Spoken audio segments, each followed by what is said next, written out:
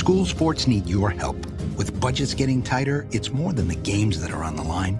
It's all the traditions, the community pride, the culture of your hometown high school. Plus, all those memories that are on the line, too. What can you do? It's simple. Buy a ticket when you can. Go to a game. Take the whole family. Let's do everything we can to keep those cherished school sports memories alive. This message presented by the Wisconsin Interscholastic Athletic Association and the Wisconsin Athletic Directors Association. I'm Doug Russell. Summer is in full swing, not just because of the hot weather, but baseball's Midsummer Classic. The All-Star Game last night in Philadelphia.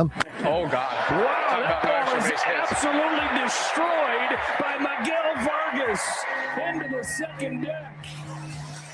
Vargas, a first-time All-Star, one of the biggest surprises on the biggest surprise in the sport. And the Chicago White Sox tees off and makes it 4-0. Play-by-play courtesy of Fox. That was the game's final tally, 4-0. The American League defeats the National League. As for the Brewers that were there, William Contreras caught the middle 3 innings and flew out in his only at-bat. Jacob Mizorowski was there but did not pitch. And from the World Cup semifinals action, Spain upsets France 2-0. The other half of the championship bracket will be filled out today. England takes on Argentina. The Huddle starts now. I'm Doug Russell on Fox Sports Radio, Wisconsin.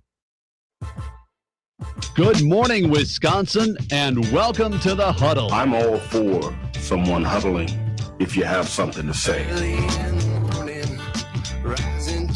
It's time to wake up and talk about the teams you love. Everybody wake up! Everybody wake with the guys you love. It's just about getting the group together. I need you, you need me today. Let's keep touching each other.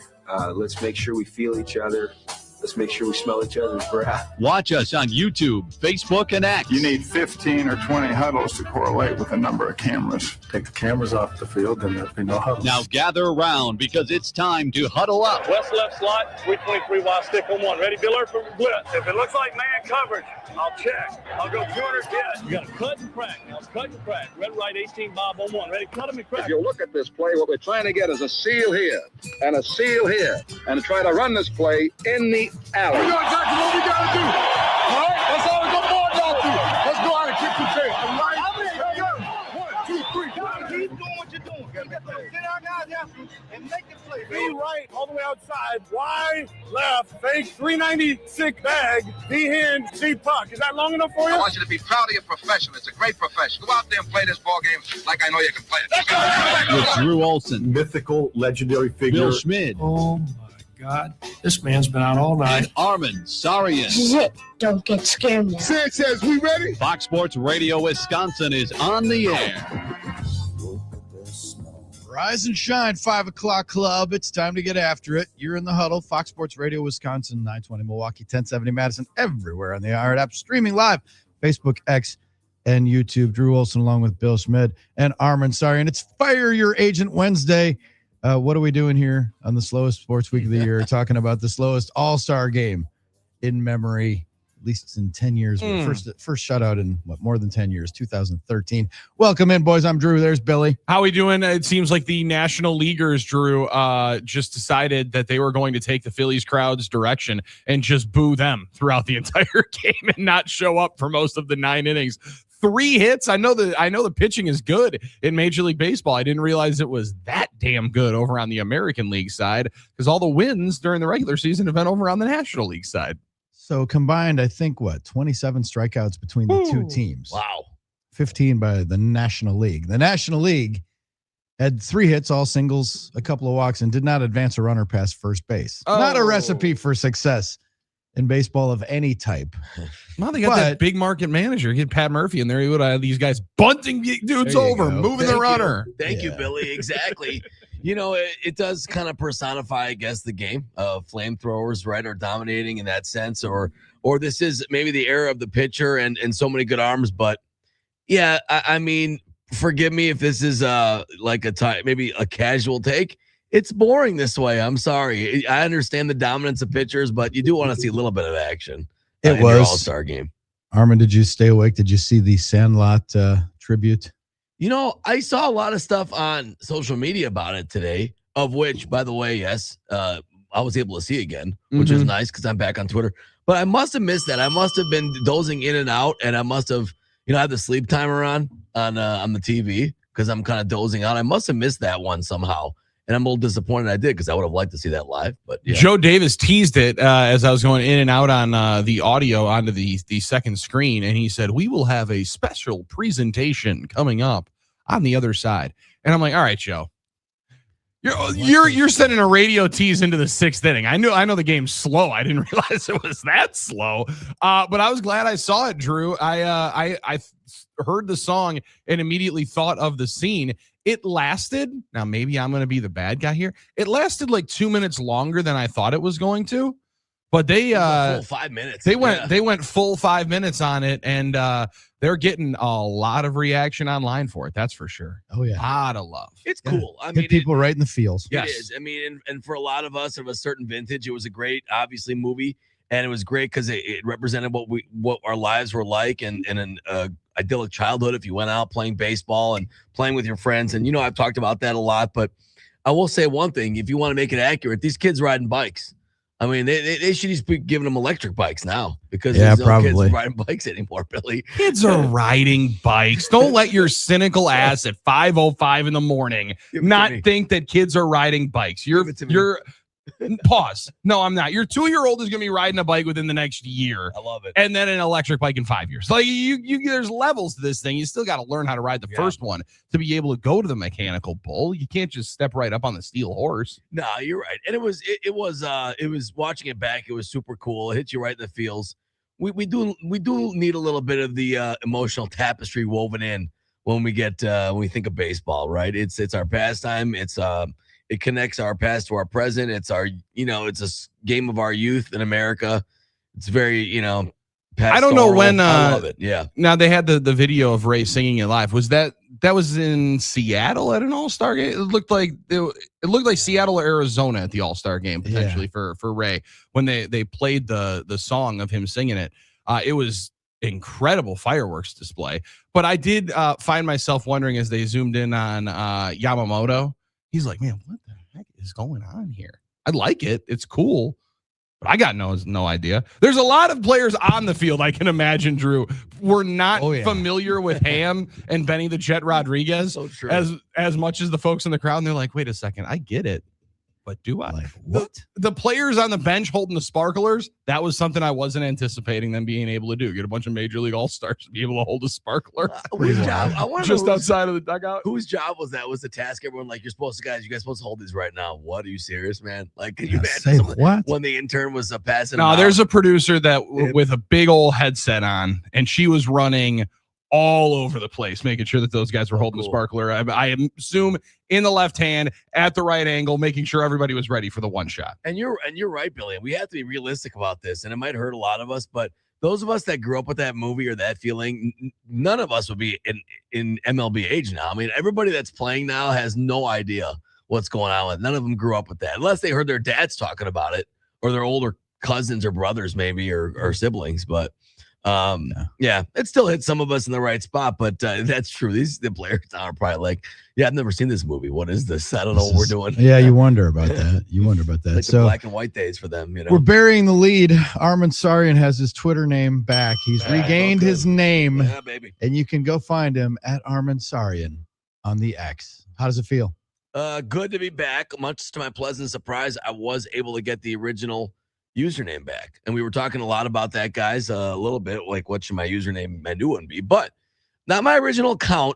So I feel like the new expansion Cleveland Browns, if that makes sense. That's a perfect example of it. Yes. Art Modell blew up your original account. Right. He moved the team. All my history, records, and tradition and banners are with the Baltimore Ravens right now. Sort of like the current, what is it, the Baltimore Orioles were the 1901 Brewers, I believe. Like maybe, originally, like, so my original account is somewhat gone. But you didn't have that one at the top of your the American Association Brewers. I don't know where they went. Yeah, so you can see it on Baseball Reference. Sorry about that. Kind of an odd route. I'll stick with the Browns reference. Anyway, I'm the expansion Cleveland Browns. I do have my my original username at Armen Sarian. Go back and follow me. It is me. I did post a video. It is not AI that I posted. But the original account with all of my old tweets and content and stuff like that and followers is gone to forever. It was changed. Let's not harp on the past. Let's worry about the good stuff. It was deleted, which might have been the best thing that ever happened because it was deleted and changed. I was able the account name was available. So I was like, oh well, this is kind of a pleasant surprise. I didn't know if that did you get like a notification allowing you to go and acquire it, or did you just stumble upon it as you were trying to change your name from Armen Sarri in 1984? No, so I it was like Armen Sarri in 1984 was my temporary burner. I went to change it on the mobile and it wasn't like working. I'm like, all right, well maybe I'll try it on a desktop, a laptop, with some dial-up internet. Yeah. And I had to keep well, that's what we got here. And I had to keep like putting in password changes, authentication. All of a sudden the security is very good, which I appreciate. Didn't help me before. And then I realized, wait a minute, they're letting me have the old account at Armen Sarri. And so that was pretty exciting. And it wouldn't let me follow more than like 10 people at a time within like a 10-minute frame. I guess that's like a security thing. So if you're out there and you're waiting for a follow from me, just hang tight. I'll get everybody. Trying to he's a busy guy. He'll get around to it. Trying to rebuild the account. I can only follow so many people at once, but it's good to have the username back. I was settled into having to go with Armen Sarri _ or something like that, but I was pleasantly surprised to see, you know what, you can use this name again. I was like, all right, well, I'll do it. So that was back, a small baby. win. I'm back, and he's back for tortured takes. That's amazing. Just in time for football season, Drew. Yes. To let a lot of Bears fans get right into their feels, talking a lot of trash about Caleb Williams. Just in time for Madden season with the cover athlete Caleb Williams to come out, stretch run of the Brewers. I don't know that it could have come at a better time, and even moreover, just in time for you to get the final two pieces of this day 5 years ago for the Bucs championship.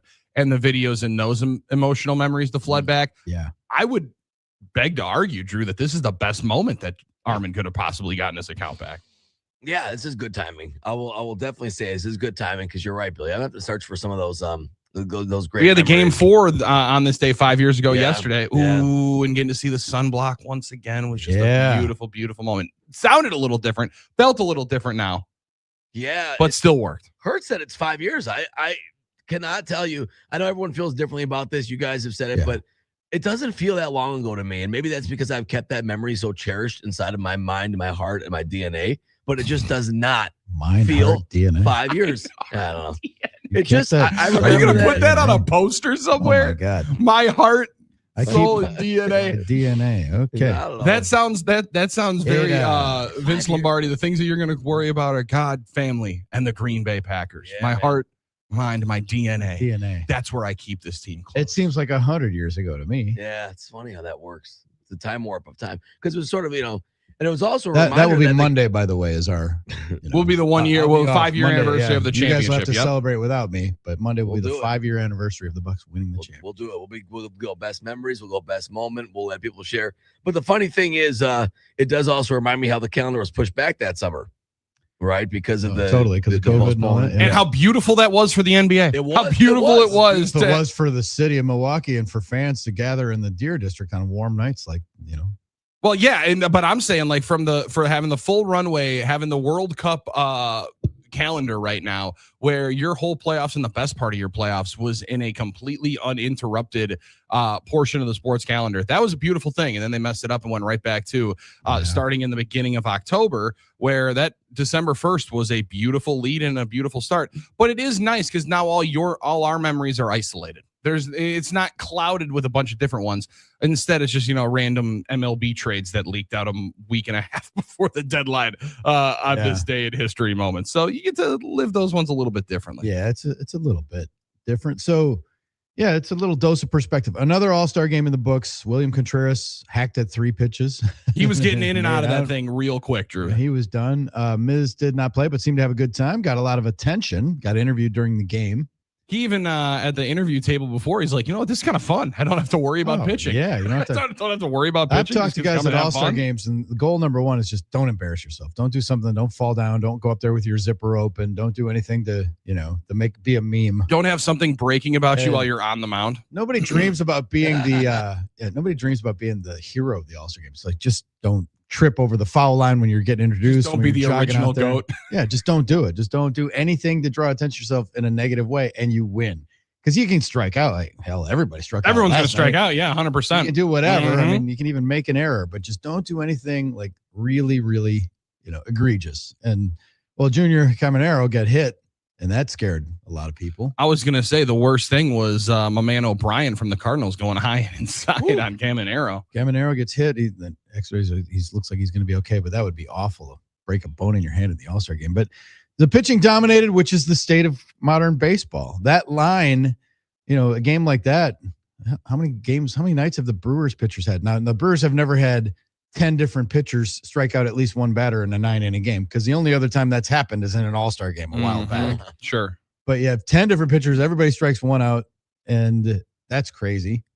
But yeah, Armen, to your point, it's like, do you like defensive football? Because that's the state of the game today, is all about pitching. Now, the American League is the league where the teams can't win, and they only have a couple teams with winning records, and yet they're pitching shoved. Yeah. And as great as the pitching was across the board with 27 combined strikeouts, there's like 8 or 9 top pitchers who didn't take part, including Miz and Skeens and Ohtani. And like, it's ridiculous. All the guys who were ineligible, and Wheeler, and guys who chose not to go. I was going to say the guys that chose not to go, the ones that decided the rest was better. So it's a reminder, like, hey, the All-Star game is it's a amalgamation. It's a gathering of the best hitters in the world, who then have to face the best pitchers in the world. Yeah, who are now in a world of in the world of pitch clock, Drew, where you're not necessarily allowed to just tune up your best stuff every single pitch. The starters like Waka and Ryan, Joe Ryan, hopefully soon to be future Milwaukee Brewer, threw 16 pitches, 12 strikes, and my man got in and out. You can dial up your best stuff. Granted, you're basically throwing your bullpen in the middle of your work week, right, to keep yourself loose for once you return to the team, but you're able to unload your best bullets. That's a dangerous thing for hitters to have. 8.5 was the number at the Potawatomi Sportsbook for total runs yesterday. After the first 3 outs, you're like, holy cow, this is going to be a great night. Instead, it was all silence from there. And Sanchez, who gets to start the All-Star game in front of the home crowd, I don't necessarily even know that it was nerves. His put-away pitches just weren't. He wasn't able to get anybody out. He had Witt 0-2, goes to 3-2, walks him, and then quickly back-to-back base hits, and the game was basically over. Yeah, it was pretty crazy that way with just the whole night. I mean, it was a show about nothing. You can bitch about it, but it's a reminder of how hard it is to hit a baseball when you're facing the best guys who gas it up for just one inning. Like, I got 15 pitches. I'm going to go throw everything I got. Yeah. That's basically the story, I think. And I think the funniest part is there is the little bit, like you said, you can bitch about it. I generally and genuinely believe people have to gas themselves up to be upset about All-Star games, right? Like the NBA All-Star game, you're choosing to watch that to then make yourself upset if it's not the same as it was in 1986, 1985. This one, those people are mad in the Pro Bowl. No one tries. No one tries in the NBA All-Star game. Are you kidding me? This NHL All-Star game, 3-on-3. This ain't real hockey. This one, you're almost upset that they try so hard. Try too hard. Really. That they try too hard and that they're too good, and that the game wasn't as competitive. Yeah, so in that sense, you would have no grounds to complain. I mean, in that sense, you could say you wish you had more of an offensive game, but you can't complain about effort and things like that. Guys clearly, they clearly tried. You don't get 15 strikeouts as a team without trying to throw hard. So I agree, Billy, and that probably is further proof that this is still the best iteration of the All-Star game. Guys mic'd up. How'd you feel about it, guys? I kind of enjoyed it. Harper was funny, I thought, when he was mic'd up. Yeah, this guy's nasty. We'll see what happens. So I'm usually more positive on the player interviews than most. Yeah. I thought the coolest one, now the difficult one, is you couldn't hear Langeliers underneath the mask in the first inning when him and Cease were mic'd up for their first inning. But when Dylan Cease is putting the glove over the mouth and telling you what pitch he's about to throw, and then case up Juan Soto on the fastball, low it outside. That was sweet. That is about as cool as the content can get. I do think it is kind of funny that, I guess it's just reaction or instinct to cover your mouth up. But it's like, you don't have to like cover it up when you're about to tell everybody. Like, it doesn't matter if people read your lips here. Like, is that what the only guy that matters if he reads the lips is the one in the batter's box? Sure, but I guess you're right, because he's not listening to the broadcast. But It's just kind of it was just that would be chess, not checkers, if Juan Soto went up there with a direct feed to the box. Yeah, to also know the pitch that was coming up. I think a lot of it is it's just cool now to do that. It's instinct. Like it just feels cool to cover your mouth up and trying to. But you're right. With all the John boys of the world now, you have to be more and more careful these days. So, yeah, I thought that was I thought Harper was funny. I enjoyed that interaction during that at bat. So. It was a nice twist. I generally don't like full interviews during the game, but if it's an all-star game, that's cool. They were definitely not anticipating, Drew, that Miz, Verlander, and Cam Schlittler, right? It was those three that were on the microphone at the same time. They definitely weren't anticipating that first inning to be the Matt Arnold special. No. All of a sudden, 10 pitches, 7 strikes, half inning over. They're like, hey, we're going to have to hold you guys over. We're going to need one more session of 3 outs. Then the next half inning goes 6 pitches, 5 strikes, and you're out of the inning. And they're like, all right, sweet. That was an easy tip of the cap. I enjoyed it. Now let's enjoy getting back to standing here and watching. I do wish somehow they would have been able to get Verlander out there. Obviously, he's injured or working himself back, so it wasn't going to work. I thought Schneider did the best job, though, Drew, of everybody gets in and out. I mean, even at the back end, he's like, I got to get Rasmussen in. I want to get Latz in. I want to get Chapman in. He let everybody unload a bullet and get the tip of the cap, where if you're going to have everybody on the team, everybody might as well play. If you're able to do it and everybody's there and everybody's got to have a representative, every team might as well get their representative in the game. Maybe feel nice, for the moments we waited for Dan Kolb. Yeah. Yes, baby. To get himself in there and all this. No, that goatee was sitting in the bullpen. He wasn't moving. Smoltz, thumbs up, thumbs down. What'd you guys think in general of Smoltzy? I don't mind him, but I'm not on his fan club. I'm too big of a fan of Joe Davis to not like the broadcast, but I think I'm kind of agnostic. He had a weird moment. I think Doug tweeted about it. He had a weird moment that he mentioned the Cubs were the PCA. He's like, you guys are at the top of the standings. I'm like, no, you're not. Like top of the wild card standings. Yeah, well, I guess so. Yeah. That's a good point, Billy. The wild card depends which standings. It's all how you look at life, right? It's all how you look at it. All about the prism that you're viewing something through. What a classic! All right, we are off and running. Shooting shirts division titles. That's all they did. Sure, we got one for you. There was, I guess, if there's a negative aspect to the All-Star game for the Brewers, you kind of got to look for it. You kind of got to get out the telescope, but we can find it. I'm ready for it. We'll talk about that next. You're in the Huddle, Fox Sports Radio, Wisconsin.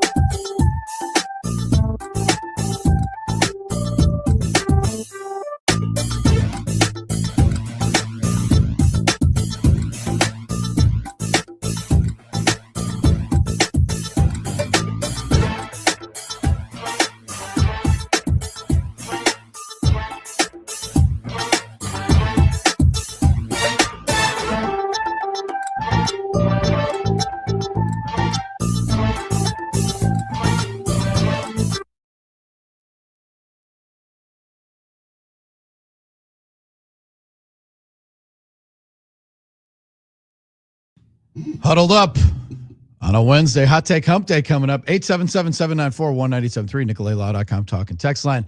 If you'd like to just check in as a 5 o'clock clubber, hit us with your early hot take for this Hot Take Hump Day, or welcome Armen back to the X that he loves so much and refollow him. Let's build his followers back up to where they were. I appreciate that. Thanks, guys. At Armen, sorry. Yeah, or celebrate with us like our friend Brandon in Iowa. 319er said, another year around the sun, wouldn't want to start my day in the year any other way than listening to my favorites. Thanks, all right. Come on, Brandon. Happy birthday. Honor. What an honor to make us part of your special Happy birthday on this July 15th. Thank you, man. Jake with the glasses says LFG 5 a.m. Club. Eddie and Stallis here. All right. Pi is here. Good morning, team LFG.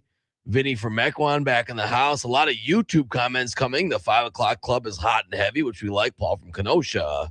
Good morning, everybody. Thanks for checking in, guys. All right. So we mentioned the All-Star game. Not a lot of Brewers representation last night. They interviewed Miz. Contreras had a 3-pitch at bat, made an out. There were a lot of outs made. At least he didn't punch out like everybody else. A lot of outs, man. But if you're looking for a negative, you want to, if you prefer that side, if you see the glass half empty and fetishize it, if you're one of the, nattering nabobs of negativism, if you're BJ Surhoff, right? If you're Mr. Happy, if you're BJ Surhoff, there was an all-star connection that might make you mad. And I'm looking at squarely at David Gasper. Ooh, okay, sure. Ooh, this excites me. Yep. Poor Dave. Because one of the representatives of the American League in the Chicago White Sox was Tristan Peters.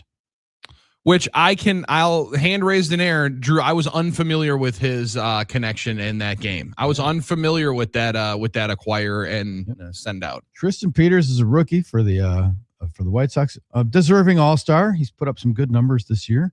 He was once a Brewer, drafted by the Brewers, a 7th round pick in 2021. And he was part of the final trade that David Stearns made as general manager of the Brewers when needing an arm. He traded an A-ball, not even really a prospect, 7th round pick, but like guy that was like, he's going to be an organizational player. We don't know if he's going to be any good or not. They traded an outfielder for Trevor Rosenthal. And they wanted that arm. And Trevor Rosenthal with the Giants was recovering from thoracic outlet syndrome and hip surgery. And he had strained his hamstring during a throwing program before the trade, and then got to the Brewers and pitching on a rehab assignment, and he suffered a lat strain, and he never threw a pitch for the Brewers. And it was the response the day after, correct me if I'm wrong, of them making the Josh Hader deal. So it's like, don't worry, we're still adding. We just grabbed Trevor Rosenthal. He's he's pitching maybe at some point. So now after the trade, Tristan Peters went to the minor leagues with the Giants. And he hit 212 the rest of the season, kind of like fish out of water. And then they traded him to Tampa. Well, Tampa knows what they're doing with player development, right? No kidding. Yeah. Yep. Well, he spent all of 2024 at AAA and then nearly all of 2025. And then the Rays finally called him up at last season, and he went 0 for 12.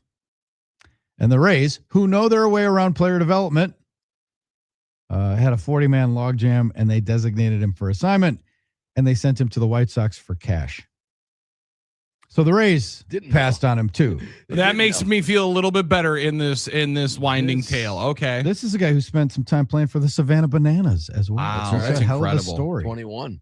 Right? And listen, we've been on the he better didn't side even of think this. he'd make the team out of spring training, but now he's hitting 301 and his OPS is 832. He hit for the cycle over the weekend. Yeah.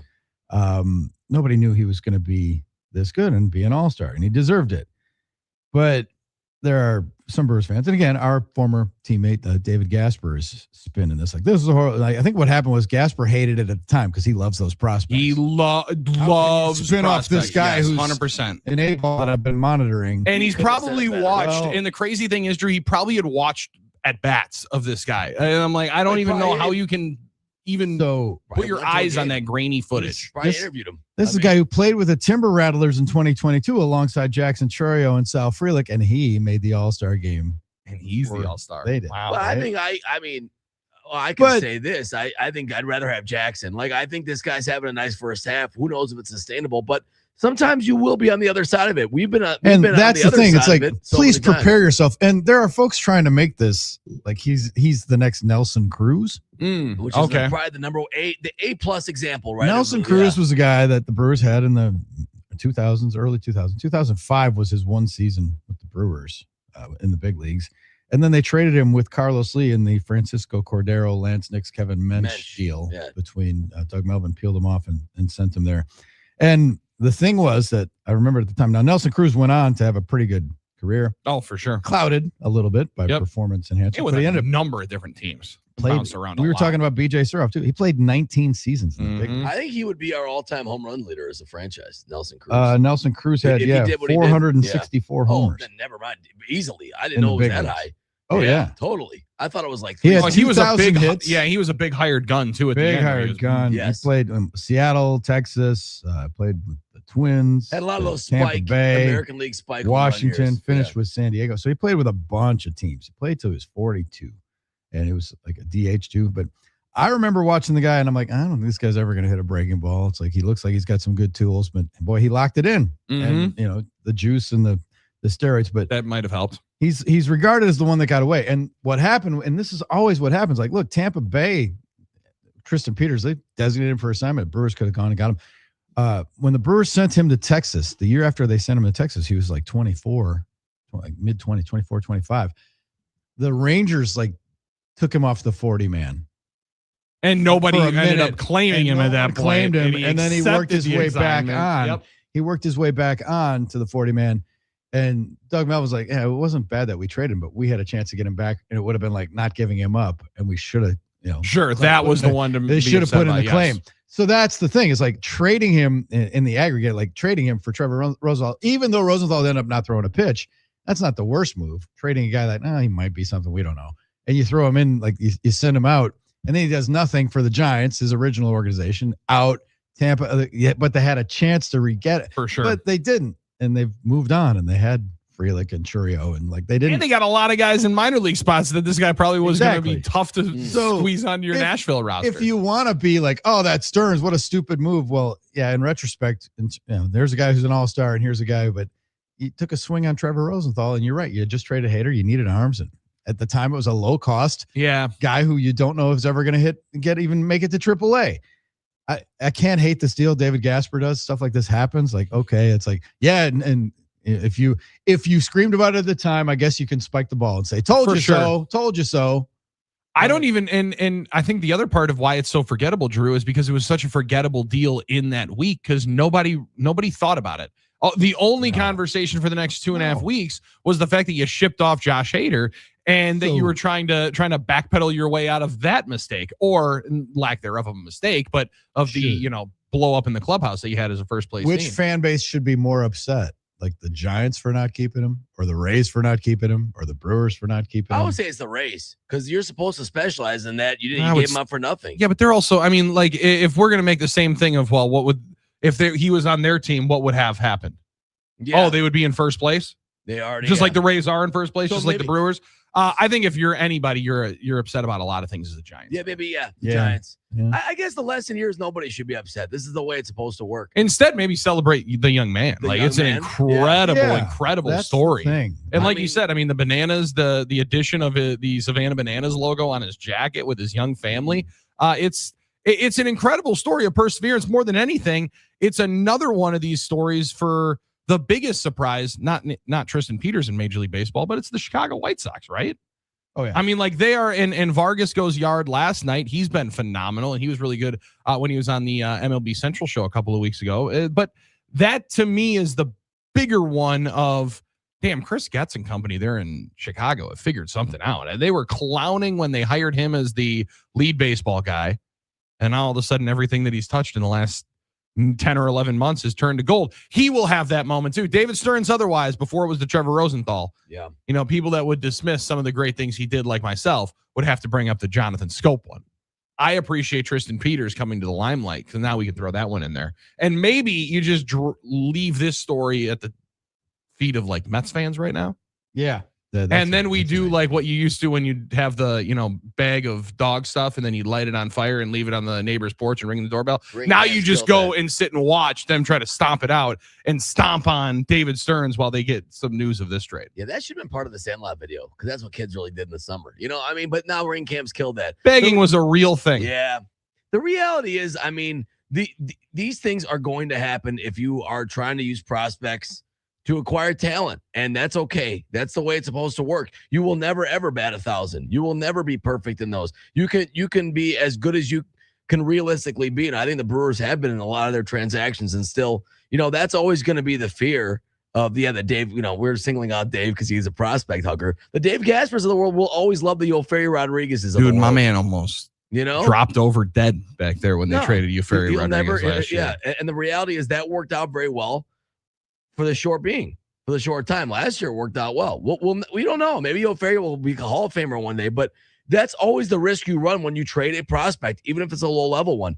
And the reality is that's the way it should work, or else you're never going to be able to get anything back if you don't give anything of any value. If you don't give every now and then a player will turn out to be good, and that's just the way it has to happen. It doesn't mean you're doing a bad job. It means you operated with the best thought process you did at the time. And if it helps your team at that time, it doesn't mean it was bad just because the other player turned out to be good. But you do have to go in there. You can't always just say, well, it was good at the time. Because I don't know, was the Fernando Tatis Jr. You miss on some mathematics good at the time when the White Sox traded him for James Shields? No, you will miss on some. Some will be better or worse. Some decisions will be looked at better than worse. The all-timer for this was the Red Sox and Astros at the deadline, the second deadline of August 30th, 1990.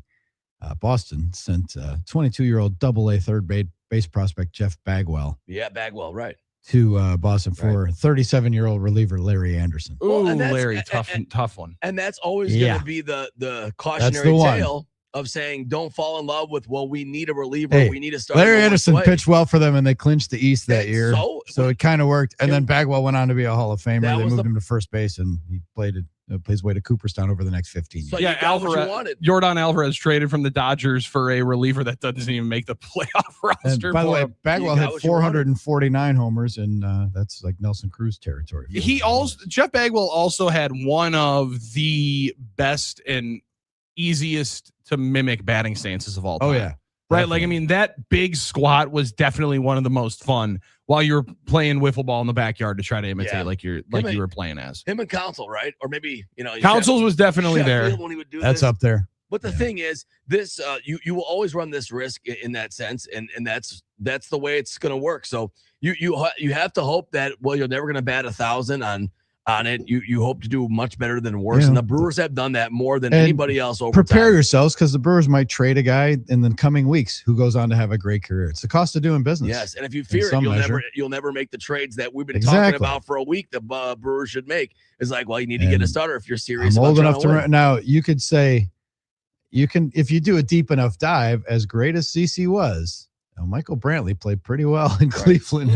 Now, Laporta was like the centerpiece of that trade, and Brantley was like another guy, but he ended up being really good and making an all-star game and playing well for Cleveland. And raise your hand if you don't think that was worth it. Like, come on. Of course I don't it think was. Anybody would have said that. Laporta could have been a Hall of Famer, and that would have been That's the way. Was the Greinke one worth it? Laporta was supposed to be I kind of do think Prince so. Fielder's replacement. I mean, it wasn't ideal, but we made a run at it. The Greinke trade was absolutely because, I mean, then they go on and win the World Series with 3 or 4 of the main pieces that you had right there in the middle of it. Like, is it that one to me is also where you see a core amount of pieces go somewhere.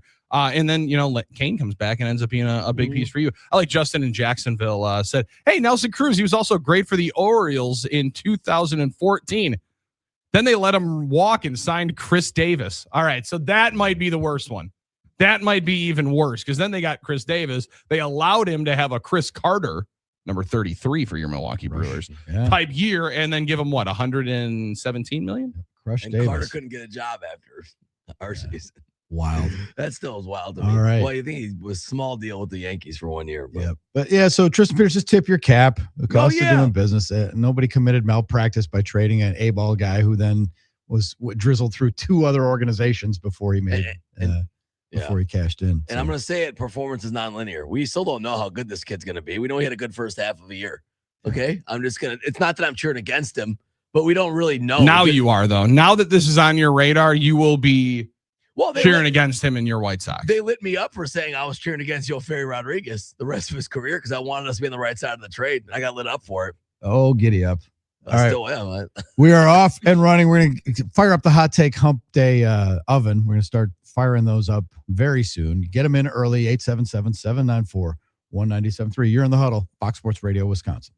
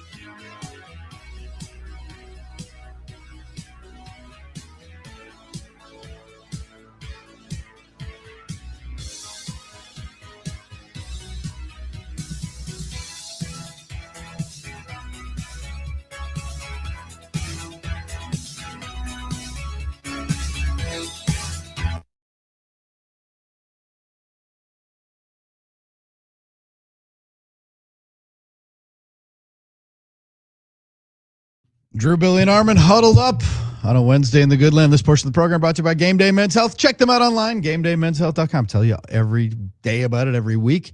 I go there every week. Go see what they can do for you. GameDayMen'sHealth.com. Find a clinic near you. Sign up for the no obligation consult. Go in, half hour, See if they can change your life. That's all I'm saying. Take my advice. GameDayMen'sHealth.com. You can reach us at 877-794-1973.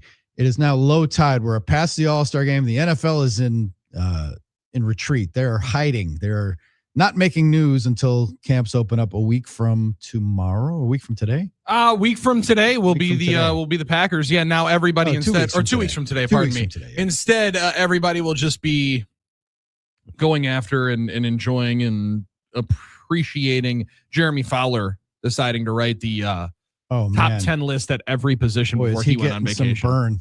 I hear him on every show I tune in. He's Captain All-Star break at this point. You come up with something like that, that's strategic planning and very well timed, I would guess. And since we're in the prediction market, we're not Kalshi or Poly market, but we once in a while throw predictions out. We did say that this was going to be LeBron-a-palooza. Rich Paul looking at the calendar now. What if it broke during the ESPYs? Oh, they would love that. One up everybody. Now there's got to be a contractual deal with ESPN. Can't take away from their big special night. I thought the crazy one for me, Drew, was going to be last night. I get a notification maybe 25, 30 minutes before the first pitch of the All-Star game. And it's one of those super special Shams ESPN alerts to your phone of Sixers, or pardon me, Dave McMenamin. Sixers courting the king. Tyrese Maxey, Joel Embiid, and Jaylen Brown have all been in contact with LeBron, with Maxey leading the way. I thought that was setting up for all of a sudden LeBron to be sitting in one of the suites there with all the 76ers watching some of the All-Star game, and all of a sudden the camera pans over. He's in Tyrese Maxey's box. LeBron James is in Tyrese Maxey's box. Instead, we'll have to wait probably for tomorrow because, again, they're going to want to build up all the conversation today and then strike tomorrow, probably right in the middle of Stephen A's show. I don't know, Billy. You're more of a cockeyed optimist than me. You probably watch the ESPYs. I stopped watching that years ago. Well, I saw McAfee and company at the ESPYs yesterday, and I thought they were tonight. I was caught off guard. I did not know that one right there. What? Yeah. The ESPYs are in New York this year, which is weird. Usually it's I was gonna say, isn't it usually in LA? Okay. It's in New York, and the kid from Marcelo's hosting it from Saturday Night Live. That's why my house is excited about it. Okay. Hey, did you hear about this ESPN show that Marcelo's going to be on? Yeah, the ESPYs. Lara's a big Marcelo fan. She likes it. She likes. We used to watch SNL a lot more, but now we're asleep by then. But yeah, Marcelo and Armen. There's this thing called YouTube that doesn't just show highlights from the 1990s Eastern Conference Finals. You can actually watch. There's clips. Yeah, no, her and her mom both love Marcelo a lot, but that'll be good. But yeah, I just. It was funny because I don't know what you thought of when I read that Maxey and Embiid and Jaylen Brown were courting him and were recruiting him. I thought of that DeAndre Jordan getting locked in his house deal. Remember that wild summer where everybody was on Twitter trying to get DeAndre? Was it DeAndre Jordan? Am I wrong in my memory, guys? I thought that was it. That wild day on Twitter when everybody was locking him in their house and saying, hey, we're going to get him, and tweeting emojis and things like that. The infamous hostage situation involving DeAndre Jordan occurred on July 8th, 2015 during NBA free agency after verbally agreeing to a 4-year, $80 million contract with the Dallas Mavericks. He experienced a change of heart and wanted to prevent him from leaving the Los Angeles Clippers. Chris Paul, Blake Griffin, and then head coach Doc Rivers. That's right. It was Doc. Yeah, so that's the first thing I thought of, is that we're going to have a crazy internet situation like that again, but it wasn't to be. No, instead it would have been more like, Ryan Longwell and Jared Allen getting on the plane and going and picking up Brett, being like, no, come on now. Yeah. We got a jet for you. Yeah. Come on over here to the city of brotherly love and play with us. It does. The Sixers do make a lot of sense for him until you hear stuff like, well, he's not chasing a ring. It's not about winning. It's about lifestyle. It's about this. So we'll see. LeBron's getting his, I would say his last turn as the decision, but it might not be. Maybe we'll have more of these in the future. Never know. You never know. 877-794-1973.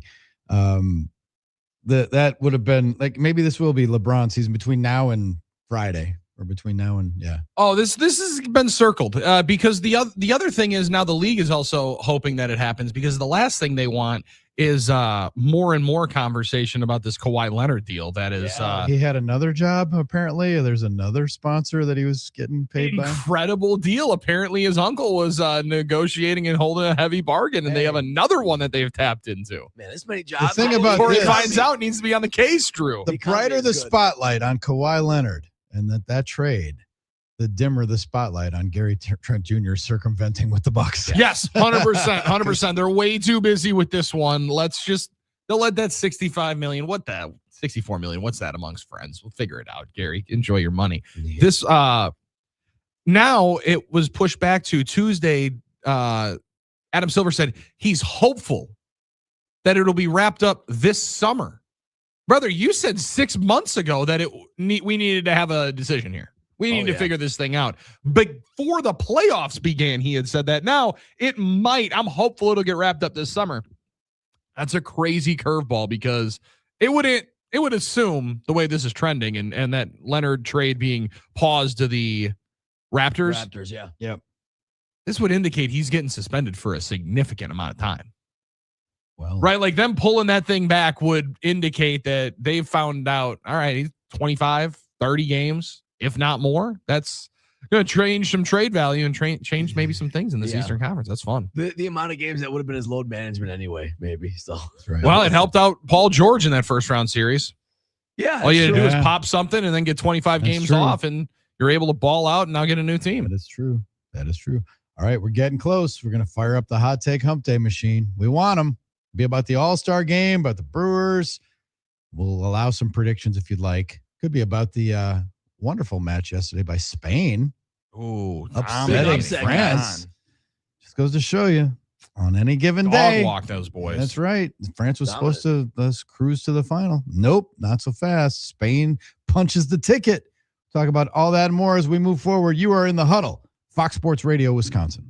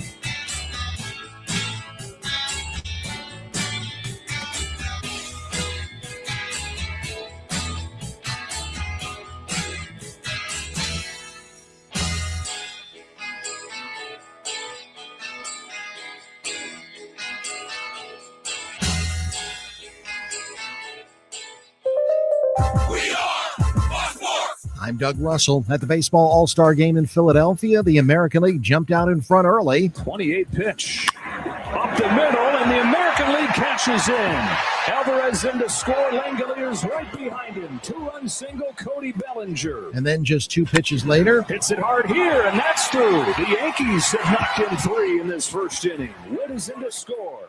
play-by-play courtesy of Fox. In the 8th inning, White Sox third baseman Miguel Vargas crushed one into the second deck and left. A solo shot. The final score 4-0. The American League defeats the National League. As for the Brewers, William Contreras got the middle 3 innings and flew out in his only at-bat. The Brewers begin the second half of their season Friday at home against the Marlins.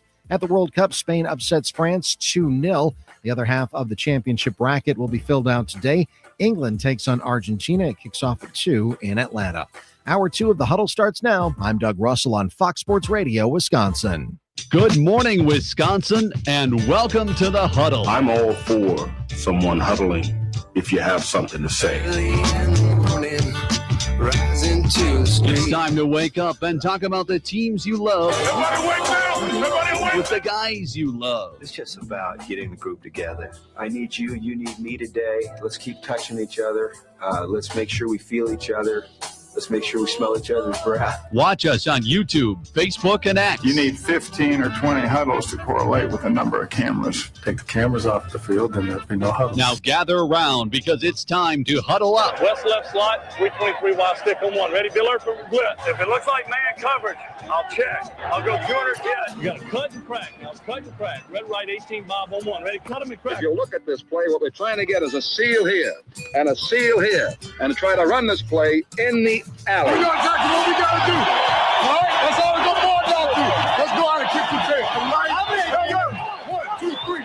Keep doing what you're doing. Get our guys after you and make it play. Be right, all the way outside. Wide, left, fake, 396 bag, D hand, C puck. Is that long enough for you? I want you to be proud of your profession. It's a great profession. Go out there and play this ball game like I know you can play it. With Drew Olson, Mythical, legendary figure. Bill Schmid, Oh, my God. This man's been out all night. and Armen This is it. Don't get scared now. Sanchez, we ready? Fox Sports Radio Wisconsin is on the air. Oh, my goodness gracious. Oh, my goodness gracious. Cruising through a Wednesday in the good land. It's the middle of the week, halftime of the week, if you will. We'll reach halftime of the week and the program in about 20 minutes, 25 minutes when Scott Dolphin joins us, our halftime correspondent. But welcome in the Huddle, Fox Sports Radio, 920 Milwaukee, 1070 Madison, everywhere on the iHeart app, streaming live, Facebook, X, and YouTube. Drew Wilson, Bill Schmid, Armen Sims, your trusted companions this morning. Shout out to the 5 o'clock clubbers who were with us early. And we welcome everybody who wakes up at 6 and joins us on this soon to be steamy 94-degree day. Yeah. What a way to wake up at 6 o'clock with Suzanne Waldman. Yeah. Just screaming. Hello. Goodness gracious. One of the great viral moments before things were viral. I think the 6 o'clock club, I think I see them in the box, guys. Is Of all the dramatic things, that them? of all the dramatic things I've ever seen, Roger Clemens standing right in George Steinbrenner's box announcing he is back. Roger Clemens is a New York Yankee. Oh, it's so good, dude. It's so good. Susan Waldman, trailblazer though. We can't forget that. I love Susan. She's great. Oh, and dude, they put a almost 20-minute video together of her kind of leading the remembrance of John Sterling. WFAN did a couple of months. It was so well done. She was so excellent in it. It made me even more excited to be able to finally see Uke, which is coming out in Marcus Theaters 23rd, end of next week. So very excited about that. Can't wait to go to a Marcus Theater and see that, man. That's going to be awesome. Cool. So cool to be able to know the life that those guys live. Yeah. Oh man, yes, she's much more than that. I don't want everyone to think that I just reducing her to a drop, but it was. But it's an iconic one at that. Yeah, there's worse ones that you could be remembered for. Let's fire up the stove on this hot take hump day. You can, fry an egg on the sidewalk today, but you get us your hot takes 877-794-1973. Hot takes, opinions on what the Brewers should do. Hot takes, opinions on whether the Bucks, whether they stepped over the line with Gary Trent Jr. Or if they have stepped completely into the batter's box of a playoff team with Braden Burries being the leader of the electric. charge. Come on now. Yeah, my man is good early returns. Speaking absolutely. Of that hot take hump day, can we stop overreacting to Nate Amen, please? I mean, I've seen too much slander over just his summer league games.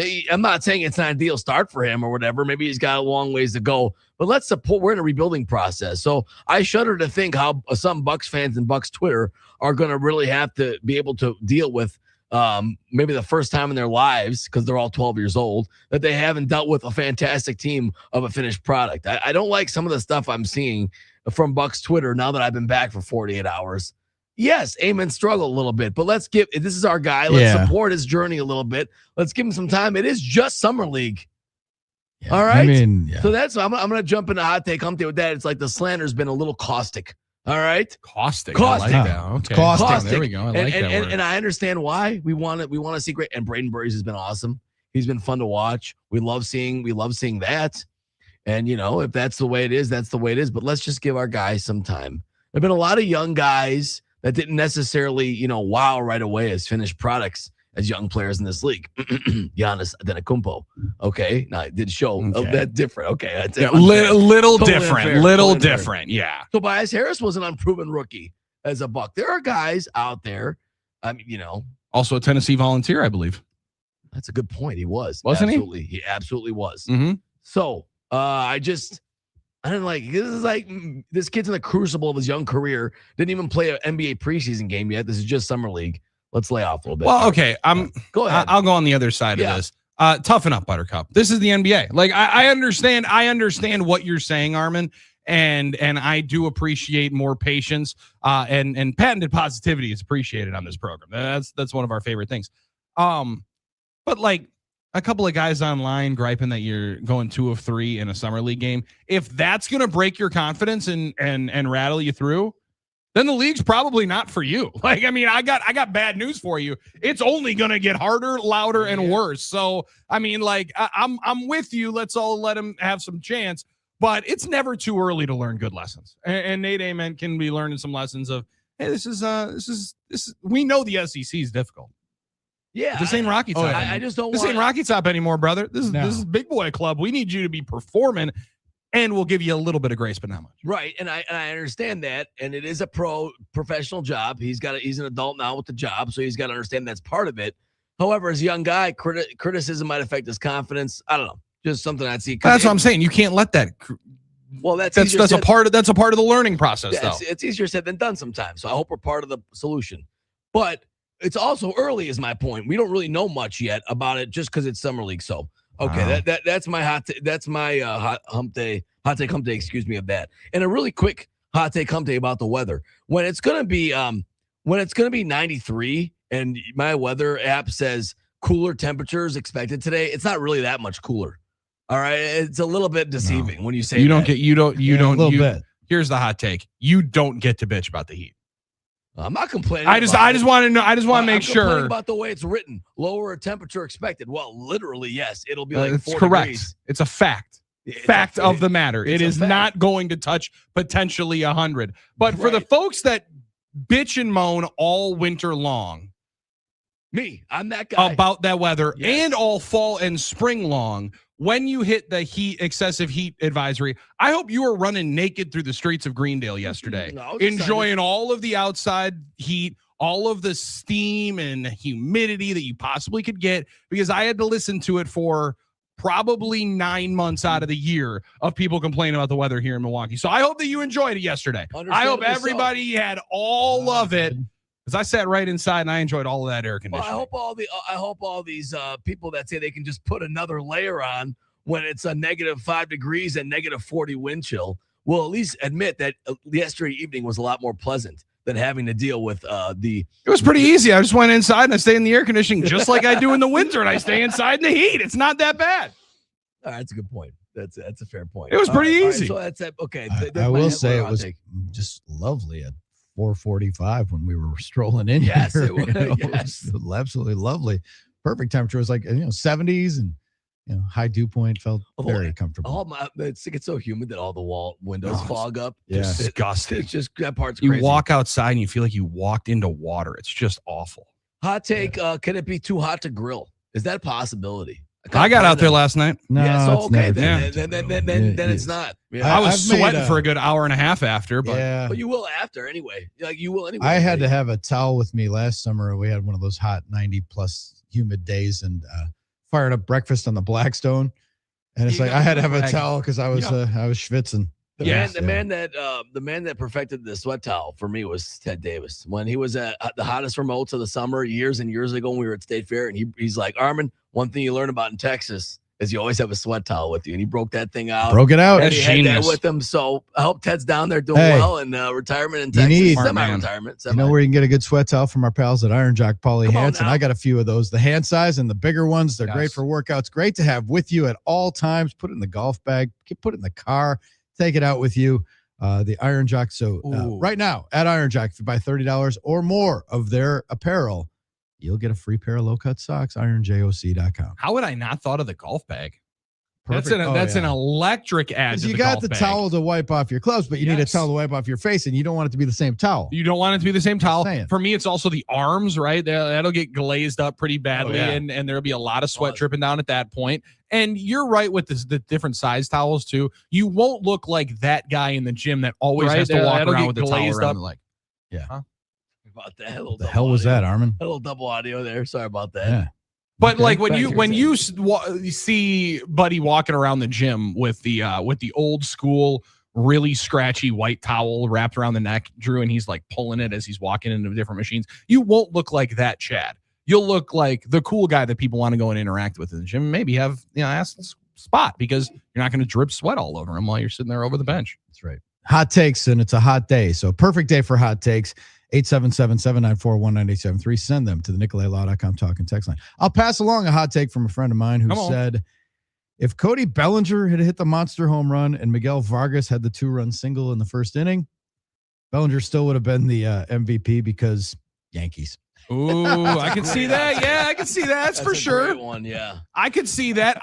I'll be completely honest with you. I kind of forgot that I almost forgot they handed out the MLB All-Star Game MVP, especially in a game where the MVP probably should have been like the defensive line should have been the Super Bowl MVP when the Eagles blitzed the Chiefs. Probably should have just been the AL pitching staff, but you can't give out 12 bats. But yeah, that was interesting. And another moment last night, another thing that kind of goes flying under the radar.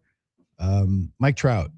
Didn't it seem like he was getting the Irving J. Thalberg Award for meritorious service? And it's like, hey, here's this guy who hasn't been an all-star for a while because he's been hurt. Sure. And it's 40 minutes from his childhood home where he's a legend.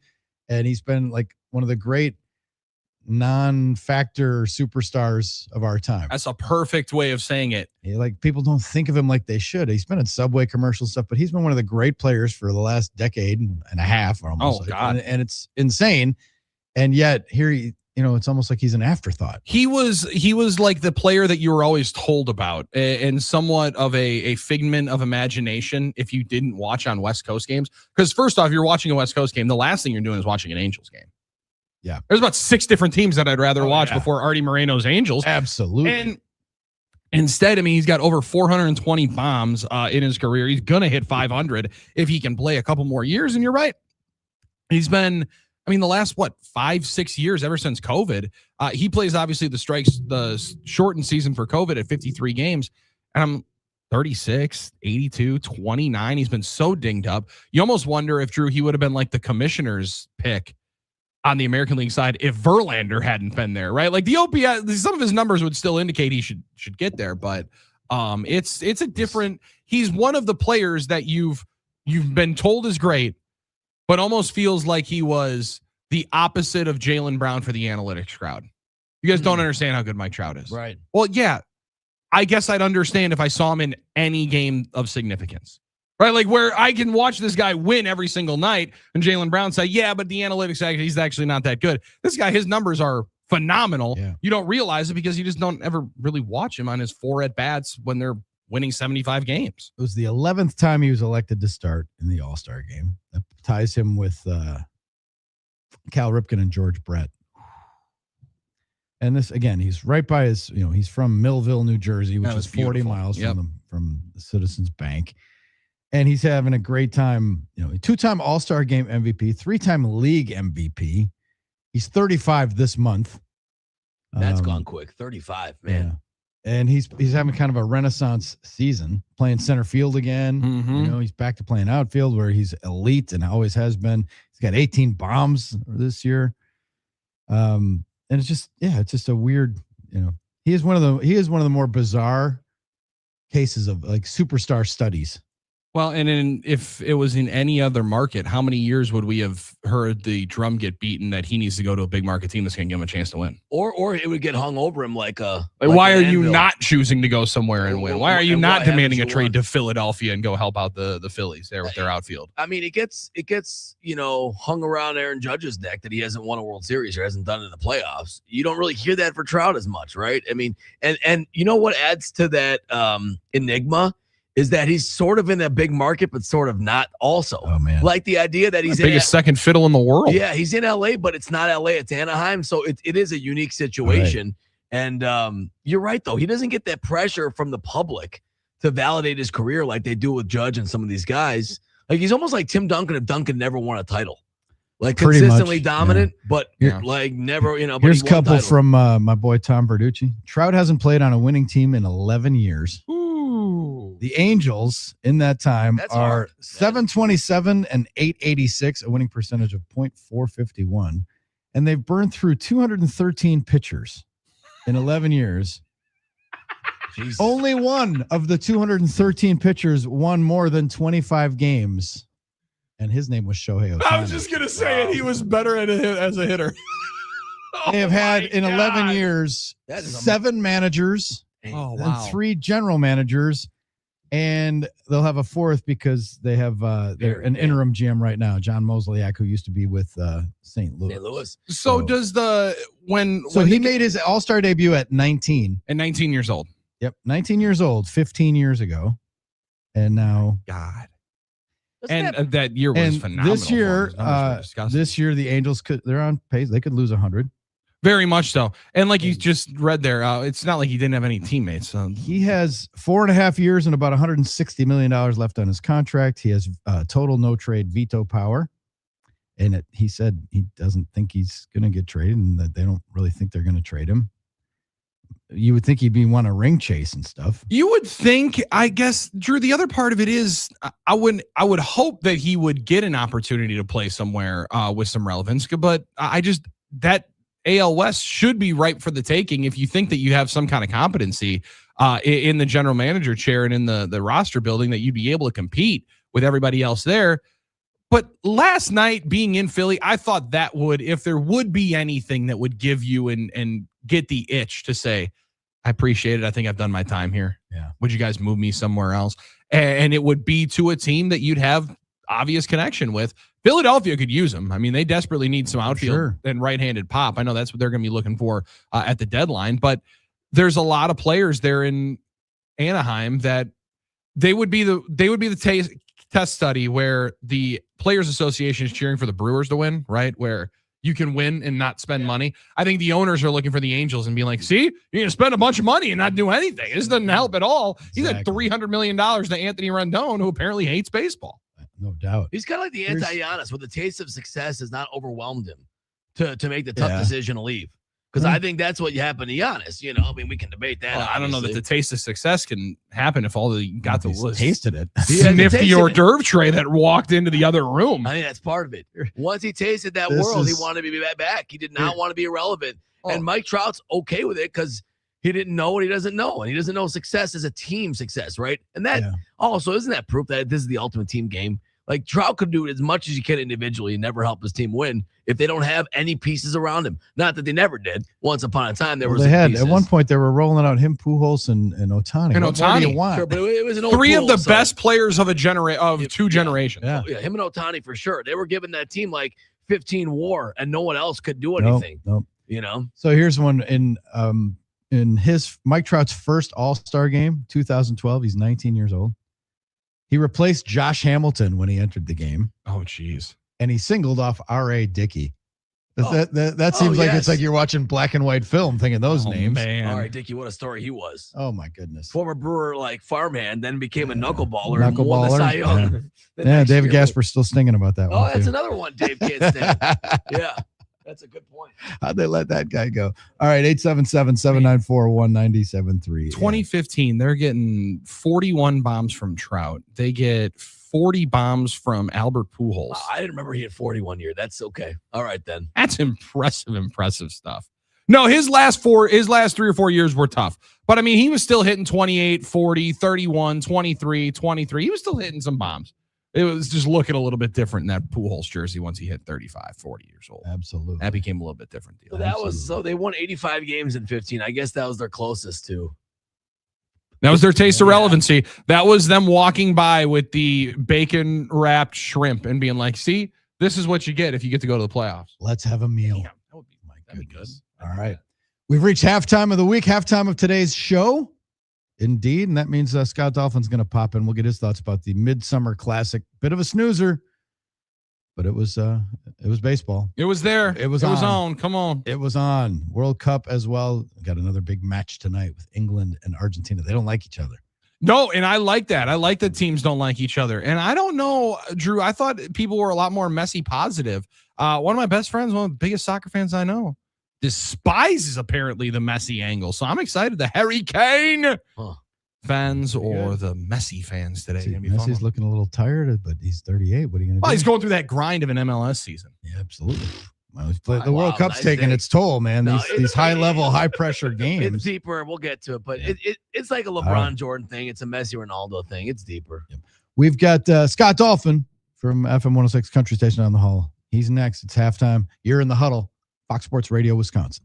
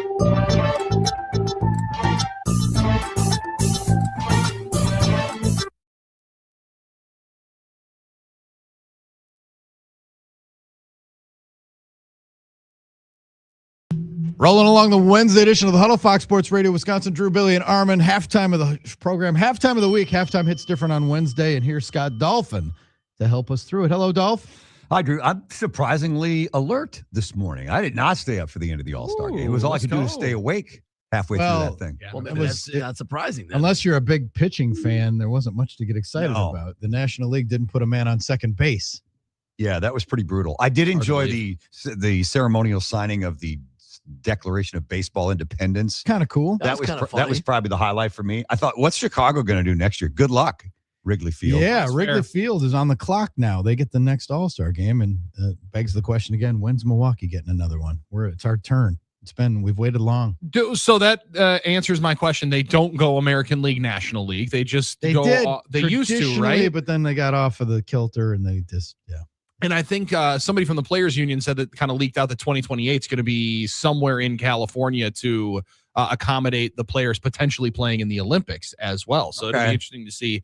2030 could be up. We'll do it. Who hasn't had one in a while out there? Petco's had it. Do they even call it Petco anymore? I don't even know. I want to say he said San Francisco, but I'm not positive. I think San Francisco. And they've had one since we've had one. I don't know for sure. If it's when Anaheim had their last one. It's been a while. But if it's logistics, I guess California would be the choice for the Olympics. But we deserve one, man. This is such a great baseball city. The Brewers are going to draw 3 million again this year. It'll be 25 years. Team's been good. It's not like the team hasn't been good. Milwaukee's come a long way. We kind of got ripped as like podunk and stuff. There were people who had to stay in Kenosha and stuff, and they were bitching about it. I remember the articles. Why do I have to go to Milwaukee where there's only 4 good restaurants and all these jerks were good? Back then we had no recourse to clap back at them. There was no and now we have tall buildings and everything. We've come a long way in 20 some years. We have a couple skyscrapers. Yes. I mean, the third ward has grown a little bit. We're going to get the bronze fonts like updated or maintained. Bronze fonts is being maintained right now. They took it down. So we're going to have that. It's not there. Maybe I'm saying it'll be spruced up by then. It'll be spruced. And maybe by then we'll have MVP Park, Billy. My dream for totally. They totally should do that stuff. Yeah, they totally should build that one. But I don't know what they're going to do at Wrigley next year. I don't know. Make everyone pretend they like old style beer. Maybe come out and take a bite of a Chicago dog before that'd be funny. Jump in line. Yeah, everyone big Italian beef just sitting there. Yeah, you have to get in line to pretend you like deep dish pizza in old style. Or if anything, they just ran out and gave him a cake shake from Portillo's. That would be a good one. Oh, that'd be good. Now try to run around the bases after loading your stomach with that. Good point. Yeah, it's the Ricketts. They'll probably try and block everyone's view and make them pay for it. Crush that Geno's East, but get to first base. Got to eat a big piece of Geno's East. Yes, Geno's East. Give him a fork and run after that lasagna. Is the bronze fonts you bring people that are visiting from out of town? Is that one of the things on your go-to list? You take them to the bronze fonts? I don't know about that. People usually ask about it. But I know when artists play the Pabst Theater, they always walk over. They want to know because it's right there. So a lot of artists will do that. Will take their pictures there and stuff because they pitchy and cool. I think it's kind of like one of those things where people hear that we have a statue of the Fonz and they're like, really? And then, like you said, it's close enough to walk to it. But I don't think you go out of your way to say, you guys got to see the bronze Fonz coming in town. It is a checklist thing, though. Come on. But Mary Tyler Moore's in Minneapolis, right? Yeah. They don't make fun of Minneapolis for that. So I remember when maybe it was the first year, we were interviewing Tom Bosley, Mr. Cunningham from Happy Days. Yeah. And I said, they're putting the bronze Fonz on the Riverwalk here in Milwaukee. I said, how about that? Your show's going to live on forever. He seriously said, that's the most ridiculous thing I've ever heard of in my life. No, grumpy. Wow. Bosley was not on board with the bronze Fonz. Wow. I guess he liked to. I mean, wow. He was wishing it was one of him. Come on now, let's go. Mr. C thought he should get the statue. Yeah, Cunningham's hardware store. I run Cunningham's hardware. What about me? Wow. Well, Fonz was a thorn in his side some of the time. I think Milwaukee should bring back from the opening scenes of Laverne and Shirley, the Milwaukee, welcomes you? Is that what it said on City Hall? That'd be a good one. Milwaukee welcomes visitors. That wasn't me. That wasn't here when I got here. That must have been back in the 70s. Do you remember that sign? The sign, that was like, they could put up different messages and stuff. Oh. Yeah. Would there be any way that we could ride out the starters on like a Harley? That would be good. Now that would be all right. Let them know that we are, the thing, and people should start buying Harleys. I don't know. They all have their no motorcycle clauses in their contracts. So I don't know if they can ride along or not. Maybe we could do sidecars. I remember when Robin Yount rode out on his bike, right in the 80s or something like that. Wasn't that the big deal? You were on the field. So San Francisco had it in 2007, so they would have been closer than Milwaukee was. Otherwise, it's been pretty standard. Anaheim had one in 2010 was the last time they had one, and then it was supposed to be at Dodger Stadium in 2020. Obviously canceled due to the pandemic, and then they had it in 22. So the Brewers are kind of right in line with some of these. The only other one that's somewhat close was Cleveland had it in 2019. And they had it in 1997, so 6 years. Right, so has anybody waited longer than us? 25, 26 years, whatever it's been. So Boston had it in 1999, and it has not been back at Fenway Park since. Seriously? That surprises me. That does surprise me. Yeah, especially with all the success they've had and the fact that it's Fenway. But that was the Ted Williams one, right, where all the players were to see him. And then it was Safeco in 2001, and it has not been back to Seattle. Okay. So it'd be right into that wheelhouse of where the Brewers were. Maybe they want the rest of the renovations to get finished before maybe that they do that, and they get it winterized, for the Royal Rumble. Then it'll be ready for the All-Star game. They'll put it in Vegas as soon as they humanly possibly can, Oh, because the A's haven't hosted an All-Star game since 1987. Oh yeah, that one's coming for sure. Right. All right, so probably 2028 they're going to get it in Vegas. The Rays have never hosted a game. Please, and they entered the league in '98. They don't need to host a game. They might when they get their new stadium, but they won't now. Colorado still hasn't hosted one since '98. The Jays, Denver's that's Toronto, our neighbors to the north, 1991. 21 they did. 1991. The Orioles, 1993. Ooh, no, that's another good one. Have they put have they put the Sox as the White Sox as a host? Has it been Chicago? Yeah, the White Sox were 2003, right after the Brewers. Okay. Yep. Astros 2004 after the Brewers. So there's a couple teams that have been shafted in this.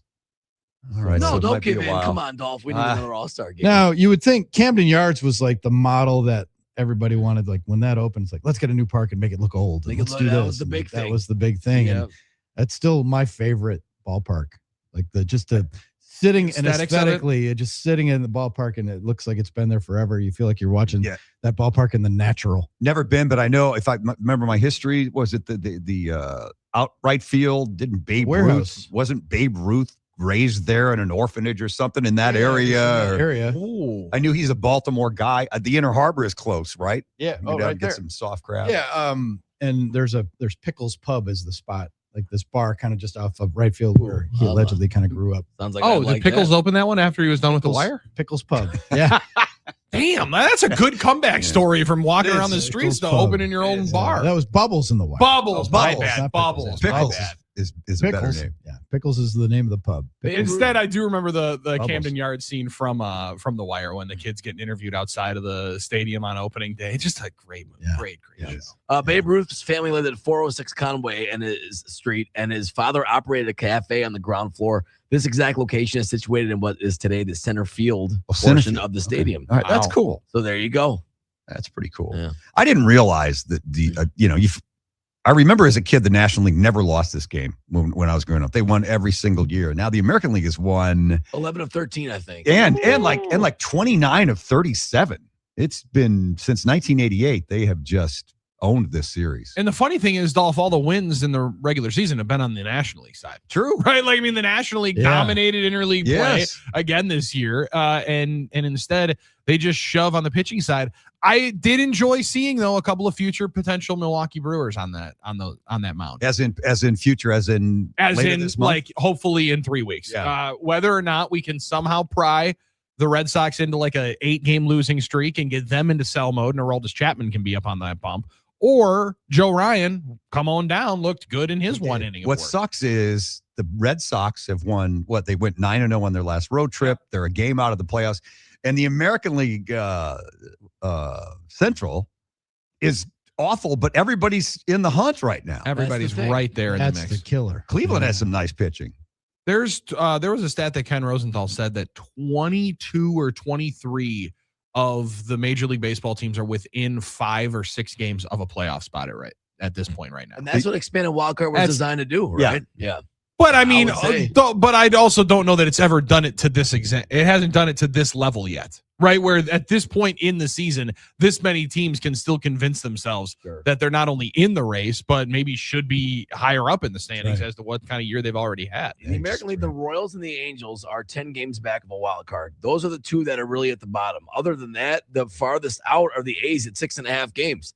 6.5 games is nowhere near an insurmountable thing to make up. I mean, I understand you got to jump teams. It is the wild card race, but yeah, that's kind of what it is. And, back when we only had 2 divisions per league, or even way, way back when it was 1, you could be out of it by now and totally looking at, next season. So how far were the Brewers back? Was it the 163, the game 163 year? Was that the year they came from? They were 5.5 back at the All-Star break that year. Okay. Yeah. And I think 4 left with 1 month to go. I mean, they went on a nasty run, obviously. Yeah. So it was a good run. I mean, well, and then just looking at that does even more, Armen, when you put it in brass tacks. There's 7 teams that are further than 4 games out. The Nationals are 4 games out of a wild card spot.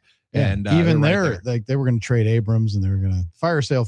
Even they're in it. We'll see the next. But as Doug Melvin said, your team will tell you. Mm-hmm. It dictates it. The 2 weeks now, the next 2 weeks, teams are going to decide whether they're in it or not. Yeah, it'll be interesting to see what we get out of the Mets, who are here early next week. That's right. If you come out of the break and you lose, 5 out of 7, it makes your GM say, all right, great point. Cashing it in. So this week, it's a huge week. This is a very important week for a lot of teams to decide. Yeah, this is moving day. This is Saturday at the Masters. We're going to start figuring out who's going to be in position, where everyone's going on Sunday. Speaking of which, moving day, Billy dropping a golf reference on us. The Open Championship is this weekend. That's right. Yeah, it starts about midnight tonight. Yeah, actually, right? No one cares. It's been like I still say the PGA Tour and the golf overlords, they've screwed up their calendar so badly that they've just moved into the dustbin of irrelevance. Do we know where it is? Because I mean, if it's in England, they got it. Well, they're definitely not paying attention. They're not paying attention. All they care about is today coming up at 2 o'clock. Yeah, 2 o'clock today. England and Argentina going at it. And the then other semi. And then they'll probably care when they lose to Argentina. Oh, I don't know. Is that going to happen? Yeah. All right. If England wins and they play in the final, that'll be nuts. And that would be Sunday on the last day of the British of the Open Championship. Yeah, it's at one of the Royals, right? Royal something Kirk or my boy, one of my buddies is playing St. Andrews today. He's in Scotland. Nice. Playing St. Andrews today. He got through and he got at Royal Birkdale Golf Club. Birkdale. I always look forward to this tournament because I love to see these guys struggle with bad conditions. Sometimes there's rain. There's always wind. And the courses look like they're from medieval times, which they are in a lot of cases. Yeah, it's true. They're not pretty. The aesthetics aren't great, but I love the fact that they can hit a 3-iron 335 yards on a windy let day. It roll. They just let it roll like it's in a parking lot. And I was the kid that would wake up at like 4:45 and turn on anything ESPN related. So this was like one of the first times I watched golf when I was a kid. And then when I went to a golf course, I didn't realize that not every sand trap had like a full wall in front of you that you had to get over. That you're only finding here, which is too aesthetically good. Those pot bunkers, you need a ladder to get in and out of. That's what you see at the Open Championship. Too funny. That's fun. It's also definitely our game, right? Like this is our tournament, meaning the morning show time, right? Like if there's ever going to be some event that you get to watch that's going to be live, this is the only one that's going to taste that way. Yeah, absolutely. It started mid-show. Yeah, I enjoy getting out of bed at 3 a.m., Billy. I don't know about you. Yeah. It's actually one of the beauties of my life. I think I'll set the DVR. I'm not, there was, there's guys, we talked about this before, that'll get out of bed at 3 a.m. to watch an F1 race live. Yeah, they are. Hold on. So you're telling me that 12:46 a.m. today, you're not getting ready to watch Michael Kim tee off? I love Michael Kim and Tom Kim. There's a lot of good Kims. There's a lot of good Kims. There's a lot of good Kims and LPGA Tour. It might sound crazy, but I can't believe anyone would want to do that. Armen likes Kim Kardashian, but that's fair. Yeah, that's fair. Solid Kim, right? I get up at 1 a.m. to see her. There's a lot of folks that woke up at 1 a.m. to see Kim Kardashian. Yeah, some guys like Scheffler, I think, is teeing off at 4 a.m., something like that. Is it that important to watch someone golf that you got to get up? I mean, that's cool for if you were really that into it, but to watch the starting lineups. I'm not related to these guys, so why am I cheering for? I never understood cheering for the individual. Like, I don't get it. It's not my brother. As for the What? timing, It's not. it is nice that we'll have something on live. Yeah, here in absolutely. the studio. Yeah. But I had someone bitching to me like, why are these games on yesterday with Spain, France, a huge game, and why is that game in the middle of the afternoon? Why don't they have it at night? I wonder why. Because they didn't want to go against the All-Star game last night. Well, yeah, that and no. It's for the world, and the teams involved it's prime time for them. It's So, Europe. This hello. is Europe's Roman Empire. They don't Sure. want to watch in the middle of the night. This is for Of Europe. course, it's for Europe. And so it's the World Cup. So therefore, afternoon games here are like that. Yeah, it slapped me in the face when Belgium scored their first goal of their 4 against the USA, and everyone was in like winter jackets, and it was 3 a.m. There was like, oh, they got to be pissed. Oh yeah, they got to be pissed. Absolutely. Do you find yourself rooting for other than the Ryder Cup? Do you find yourself rooting for Americans in golf tournaments like the British Open? It's a great question because technically you play under a flag, especially because all the betting favorites are all European guys. Matt Fitzpatrick, John Rahm. Scotty Scheffler's not giving us a whole lot of reason to believe that he's going to win. He missed the cut last week, didn't he, at the Scottish Open? Did not look good at all. But it's not like the Olympics where we cheer for a flag. I mean, even though in tennis, well, and golf, some of us do. I was rooting for. Sorry, some of us don't hang up our patriotic life. Well, sorry, Armen, we don't pick and choose this. No, when I was watching Wimbledon, I'd always look for what Americans are left first. Sure. But it's just we don't think of it the same. Maybe we do and I'm wrong. wrong. I don't, because I was hoping Rory would get the Grand Slam at the Masters a couple years ago. I was pulling for Rory. Oh, sure. How dare you? I know. Just kept being funny. Well, I'm of Irish descent. Maybe that's why. So that's in his wheelhouse. That one plays. I mean, yeah. So you're a big Shane Lowry fan. Generally speaking, I always cheer for Shane Lowry. I would love to have a couple of beers in the pub with Shane Lowry. And it appears Shane has a couple. That's generally why I'm always Shane Lowry. The weirdest damn thing, when we were over there a couple of years ago, we were drinking, and we were drinking on this side of Ireland. We were in County Clare or County Cork, and we were drinking Murphy's. They love Murphy's Irish Stout. Yeah. Ooh, okay. And the locals were drinking Coors Light. I'm like, what are you doing? He said, if we drank that all day, every day, they'd have to take us out of here in a wheelbarrow. Well, so they were drinking Coors Light once in a while in Ireland. I was disappointed. That's the spacer. That's their version of I'm getting too messed up. I'm switching to beer. I'm switching to American. I'm switching to beer. I'm getting too turned up. And that's a switch to beer. That's a Wisconsin thing. All right. Dolph, good run today. Thank you very much for getting us through halftime. And we'll hear from you. We want your hot takes. 877-794-1973. We've got Aaron Sims joining us an hour from right now. Let's go. The voice of the Admirals. And we're thinking cool thoughts on a 99-degree day. It's the Huddle, Fox Sports Radio, Wisconsin.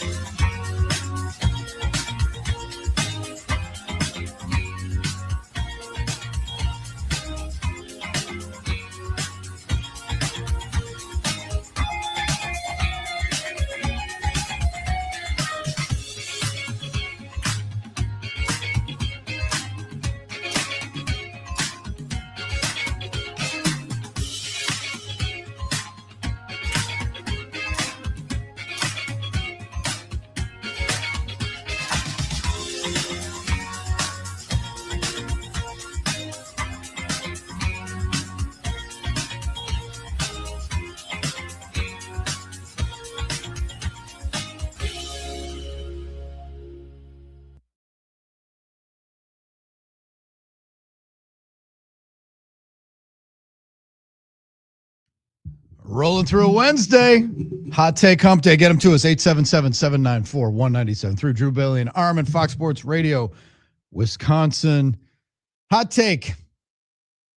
Folks like our buddy El Baldo and Al Michaels and I guess Andy Herman and others are having a moment right now. The people who don't eat salads and a lot of leafy greens and produce with the explosive diarrhea outbreak that's going on, and they're telling you like not to eat salads and stuff. They're like, I'm way ahead of you. This is their moment. This is their moment. If you're a 10-year-old kid, if you're a 10-year-old kid and you're doing your homework, this is when you tell your parents, I can't eat vegetables this week. Sorry. I just need chicken nuggets. You know, TMZ put out that Taco Bell was linked to it, and I was like, wait a second, I just thought that was a byproduct. Like I thought that was part of. Yeah. I thought that was like getting wet on a water ride. Exactly. Explosive diarrhea is on the menu. Yeah, it's part of the effect. It's part of why you go. Yeah, people say that like that's not even spicy food. It's not so bland, and Taco Bell's so not like Whoa! Authentic.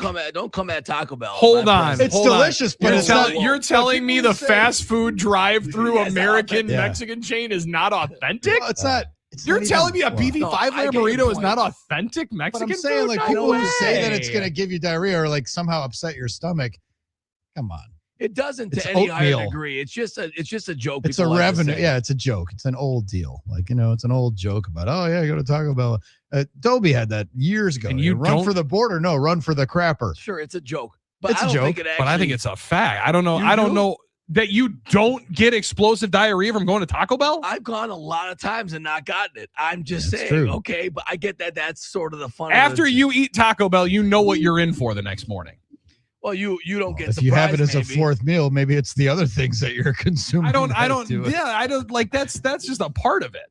No, I get the point. The point is it's not because of the lettuce. It's already been part of it. So in that sense, you're I don't go to Taco Bell like ever really. I go to a lot of taco trucks, sure, because they're all over the place, and that's much better. I love taco, but those are good too. I'm not. All right, but why don't Qdoba and Chipotle have those same reputations? I think they probably do. No, nobody talks about explosive diet. Nobody makes a joke again, about, you went to Chipotle? Did you have to go to the bathroom? Because one of them has a drive-through. Yeah. Like I don't know why that's that tough. I don't know how that's a crazy difference. Well, it's like that's like calling Burger King and Five Guys the same thing. They're clearly different. One's a fast, casual, you sit down. One of them is the middle of the grease pile, the bottom of the burger. Yeah, but I think the point is, what is the specific thing that one should get the reputation over the other? You're saying it's based in fact. I don't know that there's data to support it, though. Yeah, but I think 80 years of data would probably be the case. Well, but I don't know. Okay, whatever. But is the implication that the food it's not clean, that the kitchen's not clean? I don't know. Maybe that's the theory. Well, they were the first ones to say, and Michigan's been where a lot of the outbreaks are. Michigan's getting hammered with outbreaks, or they're reporting the most. So I guess the Taco Bells in Michigan said we're not serving lettuce or cilantro and stuff like that. The stuff that's kind of trying to get the cantina where we're telling you that it's healthy stuff at Taco Bell. That's the problem. It's like if you went to McDonald's and got the salad, you probably weren't gonna enjoy as much as a quarter pounder with cheese. Yeah, but you're right. This is now the renaissance for the anti-vegetable crowd. It is. So they're having a moment right now. I'm just saying. Hey, it's time for Who's Hot, Who's Not, brought to us by Donovan Jorgensen Heating and Cooling. We mentioned months ago, we told you to get your air conditioner tuned up, and if you waited and you're having to do it now during the middle of the outbreak, we warned you. Donovan Jorgensen, employee owned for 40 years. DonovanJorgensen.com. Billy, who you got for Who's Hot, Who's Not? I got Who's Hot and Who's Not. The Schwarber family. The kid was hot with a sweet Spider-Man pose he did on the red carpet while the family's taking a picture. My man took over and took center stage. Not hot. His dad, when they kept showing him on Fox yesterday, filming Bryce Harper's at bat, in which he did 14 other members of the National League team strike out. Kyle, like every other guy that's filming, or millennial that's filming, or Gen Zer that's filming everything around you, especially at a sporting event, if you're filming the at bat, they've got better cameras that are doing that, Kyle. You don't need it on your iPhone 10. You don't need it on your iPhone 15. We have the video of it. Fantastic. That's Who's Hot, Who's Not, brought to us by Donovan Jorgensen. We're about 25 minutes away from catching up with Aaron Sims, the voice of the Admirals. He's going to be in the Huddle, Fox Sports Radio, Wisconsin.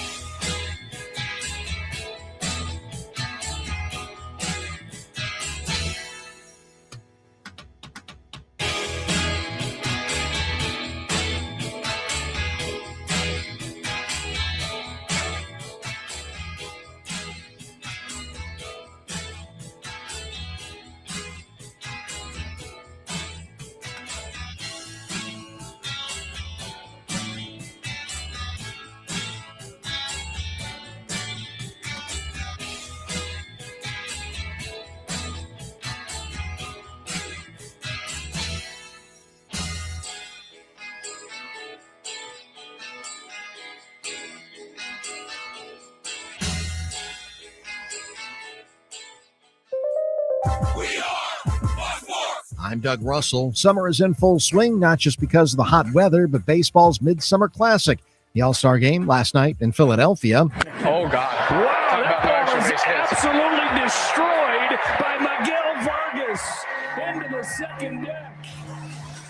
Vargas, a first-time All-Star, one of the biggest surprises on the biggest surprise in the sport. And the Chicago White Sox tees off and makes it 4-0. Play-by-play courtesy of Fox. That was the game's final tally, 4-0. The American League defeats the National League. As for the Brewers that were there, William Contreras caught the middle 3 innings and flew out in his only at-bat. Jacob Mizorowski was there but did not pitch. And from the World Cup semifinals action, Spain upsets France 2-0. The other half of the championship bracket will be filled out today. England takes on Argentina. The final hour of the Huddle starts now. I'm Doug Russell on Fox Sports Radio, Wisconsin. Good morning, Wisconsin, and welcome to the Huddle. I'm all for someone huddling if you have something to say. It's time to wake up and talk about the teams you love. Everybody wake up! Everybody wake with the guys you love. It's just about getting the group together. I need you, you need me today. Let's keep touching each other. Let's make sure we feel each other. Let's make sure we smell each other's breath. Watch us on YouTube, Facebook, and X. You need 15 or 20 huddles to correlate with a number of cameras. Take the cameras off the field and there'll be no huddles. Now gather around because it's time to huddle up. West left slot, 323 wide stick on one. Ready, Biller for blitz. If it looks like man coverage, I'll check. I'll go 200 get. You got to cut and crack. Now cut and crack. Red right 18 bob on one. Ready, cut him and crack. If you look at this play, what we're trying to get is a seal here and a seal here and try to run this play in the alley. We got exactly what we got to do. All right? That's all we're going to do. Let's go out and kick the tape. All right? Hey, yo. 1, 2, 3. Keep doing what you're doing. Get our guys after him and make the play. Be right all the way outside. Wide, left, fake, 396 bag, B hand, C puck. Is that long enough for you? I want you to be proud of your profession. It's a great profession. Go out there and play this ball game like I know you can play it. With Drew Olson, Mythical, legendary figure. Bill Schmid. Oh, God, this man's been out all night. And Armen This is it. Don't get scared now. Sanchez, we ready? Fox Sports Radio Wisconsin is on the air. Dominating a Wednesday, it's the Huddle. Fox Sports Radio Wisconsin. Welcome, 7 o'clock clubbers. They get their own little club. They're the stragglers. Slackers. Well, listen, everybody deserves to feel a part of a club. It's all about being a part of a community and a camaraderie. And whenever you join, you get to be a part of it. But this one's a little less exclusive, I think, than the other two. That's the easiest way of saying it. It is, and it also costs you more because, I don't know about you guys. If you're into the club scene and, we're the hottest club around, if you come in that late, it's more expensive to get tables and bottle service.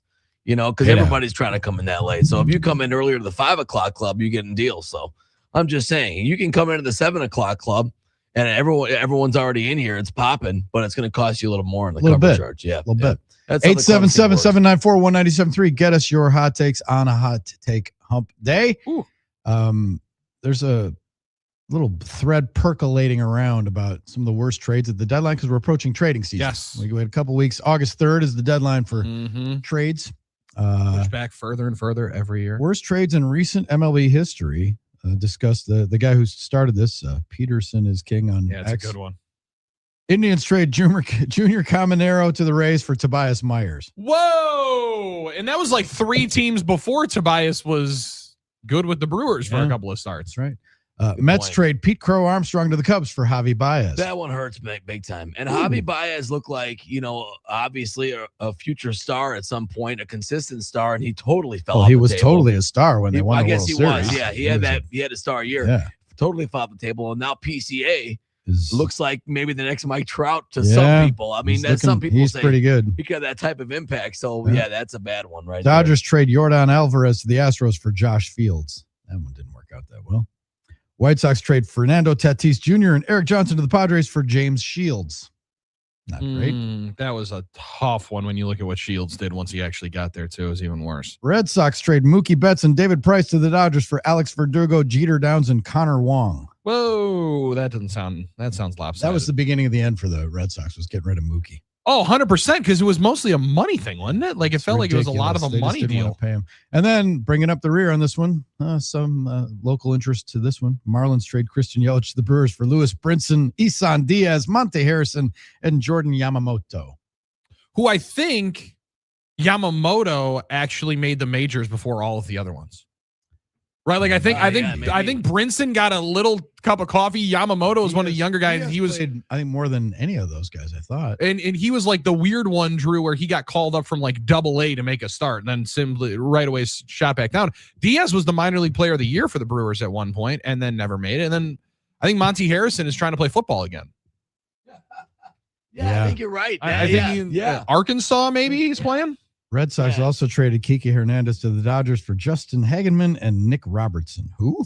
That's a tough scene. Lewis Brinson, first came up in 17 with the Brewers and had like 50 at-bats. Lewis Brinson was a can't miss for a lot of people. I remember that. Was like, oh, well, we're going to lose Lewis Brinson, though. And he didn't obviously do much with Miami, but he did. I remember when he came to Milwaukee, he had like 2 homers in a game. He's like, oh, okay, we get it, Lewis. Yeah, the one time we traded you. We get it. One time. Yeah. All right, so hot takes aplenty. 877-794-1973. Number 11 for the Arkansas Razorbacks, wide receiver Monte Harrison. Well, good luck to the young man. Only a sophomore. Yeah. They know. Well, yeah, he's got eligibility. It's the Chris Wanky eligibility. You got to think he's getting some. Some NIL deals with that. Well, I thought you were going to say something You would else. think. Yeah, I would think he is going to be available. He should be mature enough to get the business mind going and understand what opportunities are available. Everybody in the club and the locker room would be calling him Wall Street because he's giving everybody the Dave Ramsey financial advice. Hey, man, you want to hold on to those chickens. Yeah, he's probably the one that hangs out with the assistant coaches because they're more similar ages. Does that make sense? Might be older than some of the GAs, but yeah, you're not lying. Dan in West Bend, hot take on the talking text line.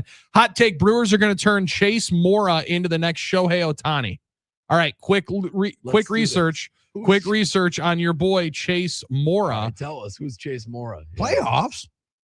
He was a selection by the Brewers on Sunday, the 281st overall pick in the 9th round, in which the Brewers drafted all-time home run leader at Texas State, Chase Mora, as a pitcher. He broke Paul Goldschmidt's school home run record, but unlikely to do much hitting with the Brewers, drafted him as a right-handed pitcher. He only pitched 1 1/3 innings in college. Oh, okay. So he's the all-time home run leader at the school. He pitched an inning and a third, got 4 outs in his college career. His last appearance came in May during a blowout loss to UTSA, where he struck out a batter, allowed no runs in the frame. 22 years old, initially came as a hitter, and now he is going to go into the major leagues as a pitcher. Who knows? Maybe that's what we're looking at. Wouldn't that be interesting if he did turn out? It's interesting the Brewers saw him as a pitcher. What, like a Rick Ankiel type deal, Drew, where they saw the talent? I don't know. And Chase Mora hit 37 career home runs at Texas State, surpassing by 1 homer. Anybody?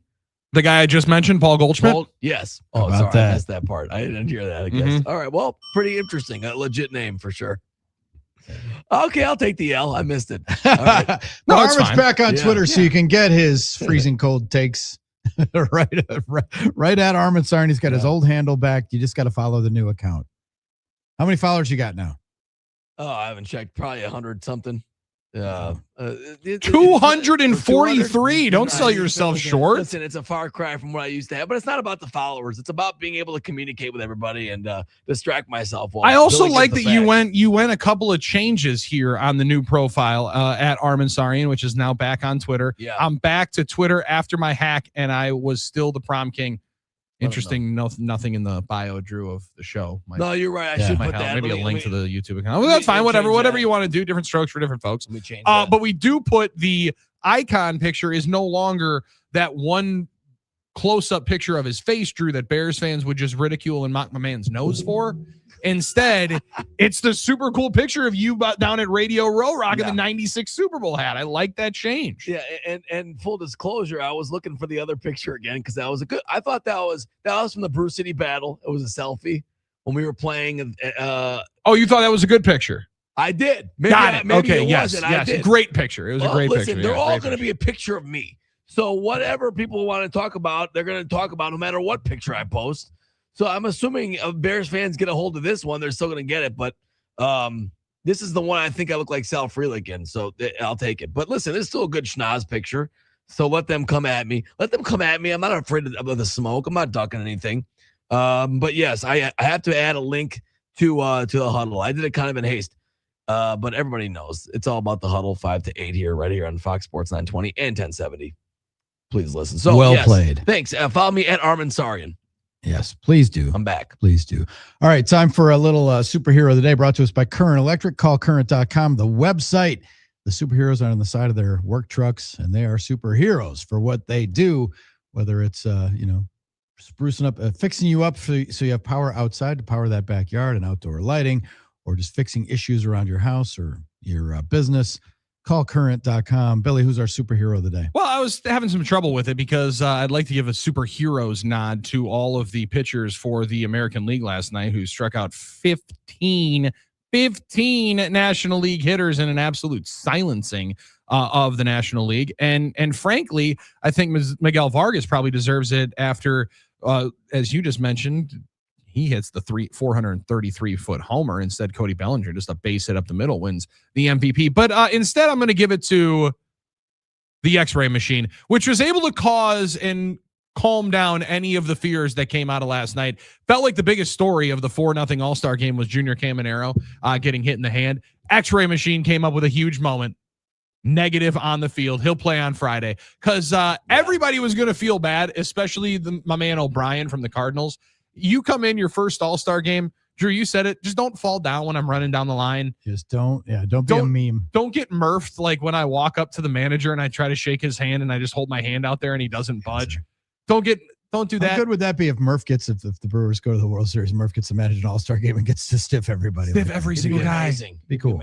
That's one of the biggest reasons now why I want them to win the World Series. But just the thought of my first All-Star game, I've been grinding my entire life. And what do I do but hit one of the best players in the game and break his hand, and all of a sudden now he's out for 6 weeks and completely tank their chances to go to the playoffs. I was happy for O'Brien. I was happy for Caminero. So X-Ray Tech last night, they had the most important job last night. They're the superheroes because sometimes it's not the ones that you think of. It's not always the bright and shiny object. Instead, it's just that workman-like Current Electric truck that's driving through your neighborhood. You know they're there to save someone's day. Be a superhero for maybe one of your neighbors, one of your friends. Your neighbors should be your friends. We can always be a little more friendly to our neighbor, and Current Electric is friendly because they save you money and can help you out with maybe some solar panels going in on that house, save you some cash, put some money back in your pocket. And in the month of July, Drew, they got a special going on for 1 free year of servicing and monitoring. So good deals going on. Call current.com. That's callcurrent.com. I'm not going to be able to cash a ticket because I thought you were going to name Jeremy Fowler as your superhero. He's getting way too much shine. He's getting enough. He's getting enough love. I don't know, Drew. He does the work of getting all of these votes. I kind of almost put like quotation marks around quotes because I would like to think that this is as heavily focused upon, and every GM is grinding through it and thinking about all their top 10 players. They take it super serious. Yeah. They don't take it a shred as seriously as people are doing in the talk circuit. That's a great point. So like when whoever the insert NFC exec that fills out his top 10 interior offensive linemen, now God bless that guy for doing the offensive lineman, Drew, and not just doing the fancy quarterbacks. I mean, they're just looking down the all-pro roster, aren't they? Like it feels to me like a very Gold Glove version of the voting, where it's like, who won the Gold Glove last year? Yeah, okay. Well, yeah, they probably got it again. I can't even think of 10. I struggle to think that anybody in an NFL building is putting a whole lot of brain power at all. All due respect to Jeremy Fowler and his family, but helping him out with his article. That's a good point, Billy. Edrin Cooper was 9th on the linebacker list, though. Well, now We'll take that. Now it plays. Now it's the best list. Now it's the best off-ball linebackers. He was 9th. In the highest. I do like that when you do this, you say his highest ranking somebody put him 4th, and of course others didn't even have him ranked. Yeah, and some people are like, I don't know what on earth they're watching if they think he's a top 5 player in the Quay sport. Walker was honorable mention. He got some nice words. People thought that he kind of unlocked some things. I like the little blurb that somebody puts in there, Drew, about the player more than whatever the number ranking attached to it is. He has Edrin Cooper. He has the size, speed, and run and hit ability that few have. He can really go. 17 tackles for loss. And 2 seasons. You desperately think that they got to try to unlock something of it. Hot take hump day. I didn't know that $8 million was going towards Isaiah McDuffie to be the backup, right? Or is the hot take that Isaiah McDuffie and that contract extension they gave out over a couple of days ago to him, Drew, is a little bit of a cushion for whatever they think or no, they might not get out of Zaire Franklin? An interesting question. It seems like that might be somewhat tied together, or you're just looking at a very different way of playing defense. If you're going to a more 3-4 instead of a 4-3 defense that they're going to be running here with Jonathan Gannon, maybe it's a positional thing as to how much McDuffie's going to be on the field. I didn't think he'd be on a ton. No, but maybe we're wrong. Maybe the way they want to play defense, the way Gannon wants to play, he'll find a lot more 58 out there. Is it a little cold water? Here's maybe a hot take. A little cold water on the face to see these lists come out and see the relative lack of Packers. I mean, because you do need more. We just talked players. about that with the Brewers and the All-Star game. Yeah, it's like, who cares? I guess the reason the All-Stars are voting. Okay, because I just feel like sometimes I wonder, do the Packers have enough? I mean, the roster's good, but they have enough great players. I think you need great players to win. So you're not saying that, because I would take it from it's not a disrespect thing. You're saying, is it right. Are they actually as good as maybe we think they could be? That's the reality of it. And there are many years where it's like, well, we have the best player at the most important position, so it's okay. So it's okay that we don't. But now you have an honorable mention at that position. You have a guy which we like. I like Jordan Love. I think he deserves to be higher. But the fact of the matter is, don't you need more great players, more top 10 players to be where you want to be? And that's a Super Bowl contender in this league. It's just a little bit of cold water on your face when sometimes you see what other people think of you, of your guys, when maybe you think higher of them. And you see, okay, we go through it every year in training camp. You fall in love with guys like, oh, no way they can cut him. They can't put him to the practice squad. He's going to get claimed by 15 teams. Narrator, no one claimed him. Yeah, and then he ends up being there on the practice squad. I think there's something to Armen that maybe their top end talent and the amount of blue chip players that they have is probably less than you need. Might be wrong because I don't know that a whole lot of people were as keen on Leonard Williams being the #1 defensive tackle in all of football last year, and then Seattle wins the Super Bowl, and now that's where he gets ranked at. Like, I think some of it can be some correction bias and understanding who you have, but I think most of their rankings are really fair. Like Kraft, I don't know how you put him a whole lot higher where he was a tight end. What was he, 5? He's not. Yeah. He's not in the Brock Bowers, Trey McBride camp, which is the 1, 2, and kind of everybody else grouping. And maybe the surprising one was Zach Tom not even getting mentioned on offensive tackles.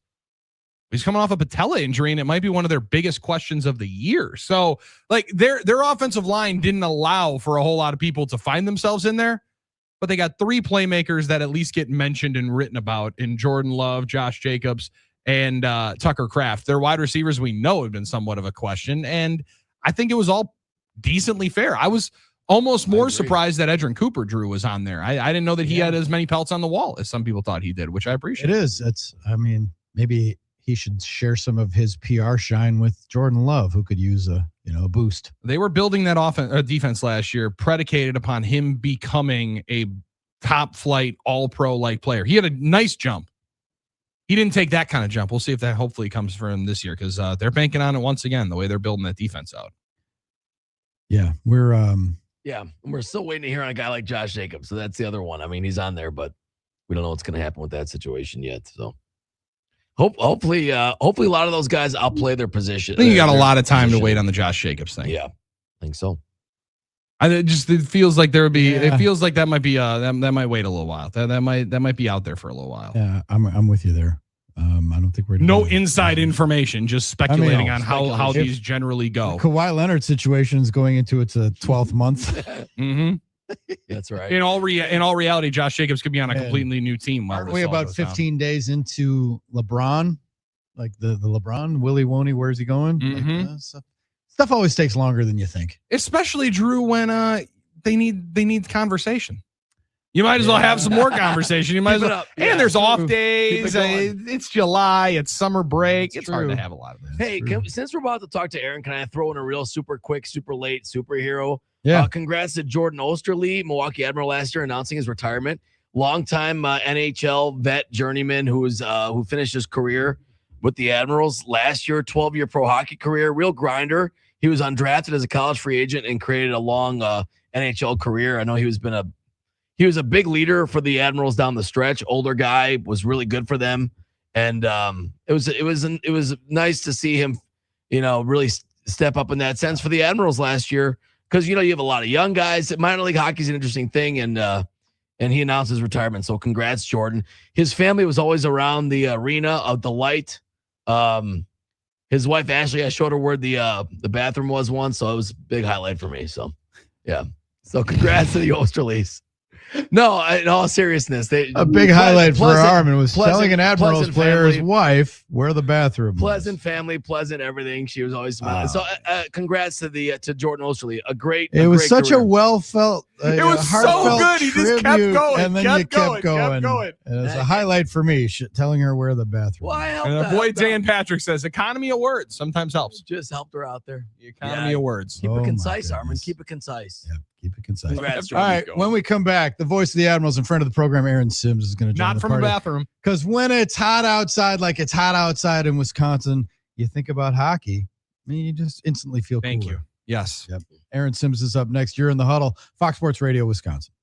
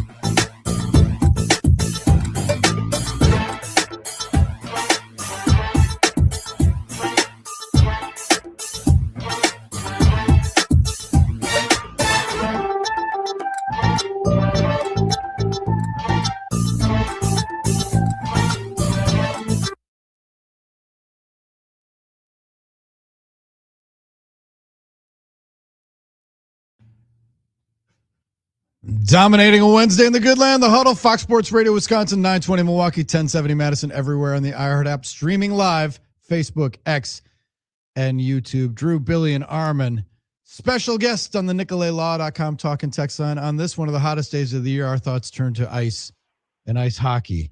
And our pal Aaron Sims, the voice of the Milwaukee Admirals, joins us. Good morning, Aaron. Thanks for getting up early.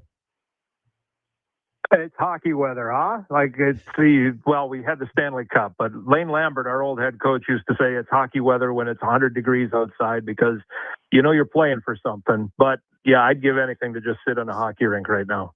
Yeah, that's what I try to turn my living room into. Is Too just hot. a big rink. Just turn it, cool it down as low as possible, Aaron, and just check my sons into the boards. And you can't just live in a beauty here. You got to learn that life's not always sunshine and rainbows. Hey, that's exactly right. It's a 200 by 85 foot place, and I mean that's plenty of square feet. And yeah, just push the kids around a little bit. And if the thing needs to be cleaned up, you just drag, put a little longer shirt on them or something, and drag them around on the floor, and you'll be good shape. It's impressive. Yeah, if you want to find hockey players now, the best place is like the local gym, the rinks where they're working on their skills, or the golf course where you start. Fair, yes. Right, exactly right. Exactly right. Yep, all three. Well, Aaron, congratulations is in order. You re-upped once again to stay as the best voice in the AHL with the Milwaukee Admirals, the voice of the Admirals. This partnership, this combination, you have been the narrator to an incredible run of hockey, but how cool is it to be able to keep, as I've said it a couple of times, Aaron, and I apologize for speaking for you. People are always saying, well, Aaron Sims needs to be in the NHL. Aaron Sims needs to be in the NHL. I've said now they waited too damn long. You're ours. You are the Milwaukee Admirals. and it is it's remarkable how this union has gone for now almost it continues to grow, and you've become so synonymous with the team. Has that kind of sunk in over the years of you doing this? Yeah, I mean, it's kind of funny to see, when people message you and say, I listened to you when I was a kid, and it's like, well, hold on now. I keep thinking I'm much younger than I really am. But yeah, no, it's been great. Like I've working for Harris Turr and John Greenberg and with Mike Wojciechowski. I mean, it's, why would you want to move on? And, my stuff is here. My kids are here, my wife is here. So yeah, I'm in a lucky spot. I'm in a great spot. Fortunately, things have worked out very, very well. We've had good hockey teams. So I'm really fortunate to be here. It's a pretty good deal. Aaron Sims, voice of the Admirals, joining us here in the Huddle. The schedule came out, and I'm wondering, what do you look at when you see the schedule and you get it in your hot little hand? Where does your mind go, and what do you map out as you're looking at your life in the 26-27 season? I look at Sunday games because Fridays and Saturdays are pretty much a given. So I look to see how many Sunday games are. I look to see how many three games and 3 night stretches there are. Mm-hmm. And I look for lengthy road trips. And January has a lengthy road trip. This is a league that they allow teams to control their costs. So you don't see every single team, right? You play the same team several times over and over. So there's going to be the dozen games with Chicago and the several with Rockford and Grand Rapids and a handful with Iowa and Manitoba and Texas. Those are the teams in the division. So where do we go beyond that? And this year we go out to Ontario, California for a couple of games, Loveland, Colorado for a couple of games. And then you finish up that trip with going to Texas. And then we're out east in Hartford and Wilkes-Barre, Scranton, and Providence for the first time since, 06, 07. It's been a long 07, 08, I think, was the last time we were in Providence. So yeah, those are the things that, try to find out where you're going and when you're going. And, to go to do Ontario and Texas in the middle of January on a lengthy road trip, that's not so shabby. So, but to do Winnipeg in 2 out of 3 weekends in February. That's not so fun. So those are the things that I look for. You know, I know NFL schedule comes out and it's far fewer games, right? And you kind of have an idea of the team and you say, okay, that should be a win. Now we'll take a loss there, all of that. There's no possible way to do that in the American Hockey League because you just have no idea who you're going to have. Guys get traded, guys get cut, guys get called up. You never know who you're going to have on a given night. So yeah, for me, it's just where we're going to be and when we need to get a babysitter. You play the Admirals play all those games against Chicago and Rockford, like home and away. Do those feel like home games to you? Because I remember when I was covering the Brewers and they played the Cubs or the White Sox, it felt like a home game to me. Mm-hmm. Yeah. Right. Yeah, absolutely. They do. I mean, and you know, well, you guys know very well, right? You develop a relationship, a friendship with the other media members, right? Like the guy who's covering the White Sox or the Cubs, right? Or, you know, for me, the guy who does the Wolves games. I mean, those guys have been there since I've been around, right? And the guys in Rockford and Grand Rapids, and yeah, I mean, there's not a lot of turnover with us here. So yeah, it's been a pretty stable group, and we've all, you know, get a little text chain and everything like that. So yeah, they all totally feel we've been there, you know.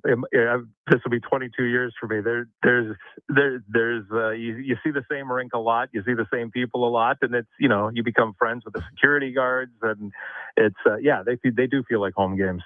Well, yeah, you probably have seen all there is to see in Rockford by now, even though it only takes 2 days, probably the booming metropolis of Rockford, Illinois. Yeah. But how often do you have to, the uncommon opponents? I'm always curious. I mean, you have institutional knowledge of the league, obviously, but so much changes at this level. How much extra work is it to go and research for like a Providence Bruins or a team that you don't see as often? That'll definitely be different. Just because you haven't said their names, you may know the draft picks and whatever, but or somebody who got traded or somebody who signed a free agency deal with Providence. But yeah, I'm like, that's I guess what keeps it. I don't want to say interesting, but right, like that's. You throw in a little challenge every so often, right? And you know, it's not just riding the bike and riding a stationary bike. It's trying to learn and pick up more things, and then just, you know, walk around the streets of these places that I haven't been in for a long time. So yeah, those are a little more difficult, obviously. But yeah, it's a little more homework and it's a little more studying, but it falls in pretty good. Have you thought out yet, Aaron, from the Arctic freeze that you called the game in this year? Like, I have this week, because now at Aaron Sims MKE, which is the new Twitter handle because he fell victim to the crypto guys like our guy Armen did here as well. Yes. But in the midst of it, that picture being the cover shot, I will never forget watching it on television, then being able to tap in on the radio call and realize that you were outside and that they had these three schmucks inside drinking hot chocolate and you grinding it out in the cold. That's got to be a game that just, you're never going to forget that whole experience, huh? No, I never will. And I would love to do it again. I'd love for it to be 40 degrees warmer, but I would love, it was such a great experience. And yeah, it was cold. Like I had those little hand warmers that you break open, you know, I had those in my boots. I had those in my gloves.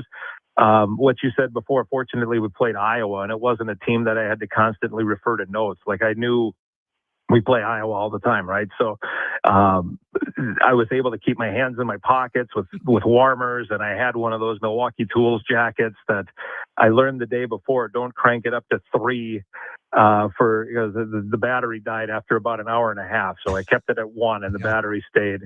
But I wore everything that I wore during that game. I wore it all the way till I got to my bed that night. We drove from Hastings, Minnesota, down Highway 61 to La Crosse, and then across the state. And I wore everything until I got to my bed. It took that long to warm up a bit. Yeah, it was. But my goodness, if anybody was there or watching, it was a really, really neat time. Incredible. Funny because we always had this argument about what extreme weather is worse, like yesterday's weather or that. But you've been in both now. You're the only one of us that can really say that's true. That you've lived both. So you can tell us. Yeah. So which is better? For me, because I'm a fat Norwegian. I would take the cold more than the hot. All right. I would take the. Yeah. I would take the cold more than the hot any day, right? Like now, like I'm talking to you guys. I'm hiding in my basement. The lights are out, and it's nice down here. But yeah, I don't.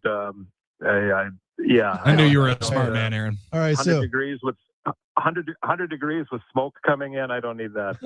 Here's one that only I can ask because my two partners on this here program we call the Huddle, Billy and Armen, are involved with the Admirals game production. When you're in the zone broadcasting a game at Panther Arena, are you aware of what these two idiots are doing on the scoreboard? Does it ever? Do you ever get a time to during a commercial break to see what these guys are doing, or is that outside of your purview? I do. No, Billy started to do was it David Bakhtiari? Billy did a couple of chugs down there that I got. And then what did you do, Armen, last year? I was something. Oh, you did a 6-7 thing. I did. Right? It was the he kids game. blew that place up. Yes, Aaron, day, you're right. On school day game. Yeah. So I did 6-7. I did. I remember the emo thing with my outfit. Well, Billy and I both did. Yeah. That. I wore a dog collar. Yeah. No, I see a lot of it. Yeah, no, we're lucky. We're lucky to have those guys. It's they put on a good show. You should see. They're great. They're great, but then you compare them to like some other buildings we've been into, and it's oh boy. We're really lucky to have the show and everybody that we have. I've wondered that is a great compliment. Thank you, Aaron. I appreciate that. That one I like. Just knowing that we're blowing the Rockford guys out of the water makes it a lot better. Yes. It's like that old, someone out there. Take that, Grand Rapids. Is that the only competition? Take that, Grand Rapids. That's the only competition. Someone's out there. Exactly. Shots. We're trying to outdo every other game host in the AHL. How many times also, and I've wanted to ask you this, when you talk about the Ontario rain in Ontario, California, how many times have you had to remind people that it's not Toronto, Ontario, in Canada? That no, we're playing Ontario in California. It's still quite a bit. Yeah, it is still quite a bit that we're and the interesting thing there is they all live in LA, right? So they don't live in Ontario, and I don't know. I can't tell you exactly with the traffic and everything, but they have to. They bus in on game days. So it's like their home. They don't live near their home rink, right? Which is they stay out by the practice rink for the LA Kings. They travel in. There's nobody in that building until game day. So it's a great building. It's a great facility. What is it? Inland Empire is the territory or the area out there in California, and it's an interesting spot. That's one of the reasons. But people always think like, oh, you're playing Ontario. It's you're going to Minneapolis, but you're playing the Minnesota Twins. Oh, you're going to no, it's not that way. It is a city in Southern California. Yeah. So weird. Yeah. A warm weather destination. Well, Aaron, we mentioned that the schedule came out, but there's a part 2 of the Admiral schedule that I always love is the promotional schedule. And we'll find out the concerts, and we'll find out all the stuff all the brilliant promotions that the Admirals come up with. You guys are so innovative. Your team there is so good that those things to me, that's okay. Now I know when the games are, we can start planning a little bit, but now I want to see when the fun nights are. That the organization you work for does such a good job on that front. Yeah, Wojo has been, he's been doing it for years, right? Mike Wojciechowski's been doing it for years and great promotions. And we've got a group of newer employees, and by newer, the last 5, 6, maybe 10 years, that have been working and putting things together as well. So there have been a lot of cool things. Last year we did an ASL night. Oasis Weisblatt plays for the Admirals and is Coda, a child of a deaf adult, and as his brother, obviously, who played for us a couple of years ago. So we did an ASL night that won an award from the league for one of the best promotions of the year. So, there's always something cooking. We did that emo night last year. That was a big deal, and it was really cool. And concerts, and I give somebody a tip. If you're into concerts, we're given like 5-6 guaranteed dates every year. If you can go back, I know the full schedule is out, but if you can find the guaranteed dates, odds are, especially the ones in February and March, those are probably going to be set up as concert nights or something like that. Ooh, so, okay. Nothing's been announced Yes. yet, but that's a little inside tip Like there. that. Love that. All right, Aaron, on the way out here, Yeah. I got to ask, when it's your off season and you're watching sports like a normal dude would, your favorite sports to watch, your favorite announcers to listen to? I'm fascinated by the World Cup guys. They all strike me as being like European Vin Scullys and Doc Emmerichs. The way they call games in soccer is so cool. The way they build. You know what? It's funny because my generation didn't have soccer, right? We got excited when Pele came, and that was about it. And then we had some indoor stuff where I grew up, but I've been watching that, and I agree. And you know what? I feel bad I can't name any of the names, but they know what they're talking about, and they make the game. I can understand it. This 53-year-old guy who's never touched a soccer ball in his life. I can understand it. But like I watched the All-Star game last night. I enjoyed it. I think it's too much with the players on the field when it comes to the broadcasts. But I'm a big baseball geek. I watch the Twins a lot. So like Corey Provis is up there. On TV, I really, the former Brewers. So they're going to trade it. They're going to trade the Brewers Joe Ryan, I really right? like him. They're going to trade the Brewers Joe Ryan. The Twins are, right? I think it's for Made Lara.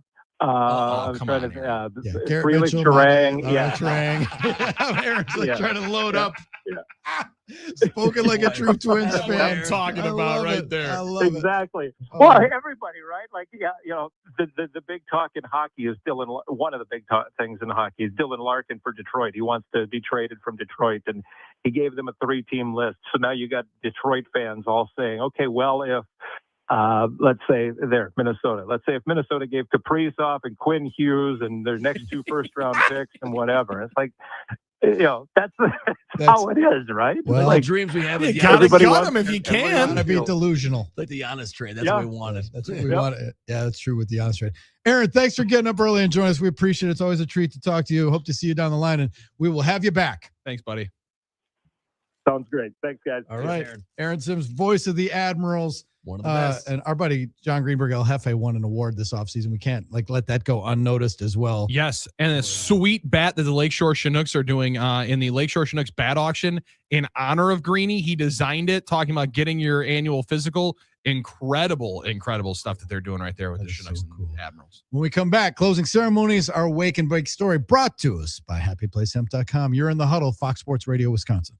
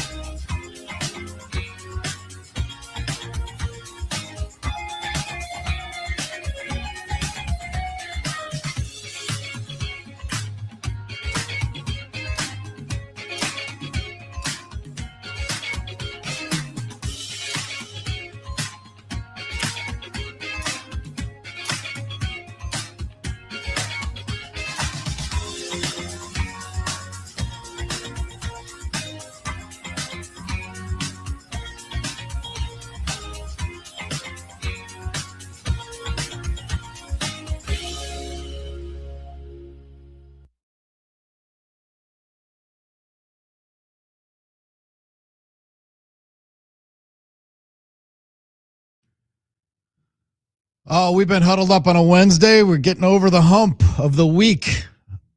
The slowest week in sports talk radio. We don't even do sports talk radio. We just do a daily conversation. Dude, we do entertainment. This is another good one that we got. We're not tied to the rest of the slobs in our industry. You mean we're not going to do the top coordinators under the spotlight in 2026? No, we're just going to debate Taco Bell, and if Who's it really under gives you this, who's this under score, more that's pressure? true. Who's under more pressure with their new team? Will it be Myles Garrett or Giannis? Let's discuss. How quick will the France manager get fired? They had a tough loss Oh in the my. World Cup. Yeah. England, Argentina. Will he make it off the plane, or will they fire him on the runway? I think he's done, and especially when Mbappe starts talking about you. You know, it's like. By the way, I'm a big fan of the afternoon games in the World Cup because it gives us something to watch during the day for us, especially Big when fan it's of that hot one, out. yes. England and Argentina. I'm also a big fan of happyplacehemp.com. Mhm. They are the best CBD products you'll find anywhere you can buy them with a 25% discount using the code HUDDLE at happyplacehemp.com or in the store in Muskego. If you want to go say hi to Rob and Chris, we highly recommend that. We recommend the Drift Seltzer. I take a gummy virtually every day. And swear by these products. Love happyplacehemp.com. So check them out. Use the code HUDDLE. Gets you 25% off and free shipping anywhere in the state. Check them out. Billy, what's our wake and bake story today? Well, this one comes from a site that I was not familiar with. Adjacent News, event indexing. And this report comes through from the Commodity Futures Trading Commission. Okay. All right. This is a little different. CFTC.gov. Where a new designated contract market is potentially being opened up. A binary option for you to trade potentially on Kalshi on airline delays. Oh, let's go. Now we're talking. Airport Finally. delay from Kalshi has been filed. They already have markets listed for individual airports, but this is in a broader scope and would allow for any airline, along with being based on the percent of total flights versus the number of flights. The two source agency settlement, primary is Flight Aware, Armen's favorite website. Finally, it's going to pay off. And secondary is the Bureau of Transportation Statistics for making a more robust settlement criteria. Yes, Kalshi is advertising, trying to figure out a way that you can trade on how long your delay may be at an airport. This is hilarious because truth is stranger than fiction. This is just like Kramer betting at the airport to see which flight lands first with Earl Hafler, I think was the name. And then, but here's my thing, Billy. Can't you just get insider information, paying off gate agents and stuff like that, and paying off the guys parking the planes at General Mitchell? You see the dilemma. Yeah, that's what you see the dilemma. You see the problem that could be coming here as Armen, this rolls through. You're saying can't you get inside information from those guys? Those are the guys that are making the bets. Yes, those are the geniuses that are going to be retiring. That's what I mean. Yeah, so this is just fraught with issues. Although it is funny because I'm like, oh yes, finally my Flight Aware tracking is going to. So is it because I mean when Giannis does the Kalshi commercial, it says right down there, obviously Giannis can't trade on basketball. Now he can trade on airlines. He can. And he can make the flights late. Oh, wait. Oh, said that.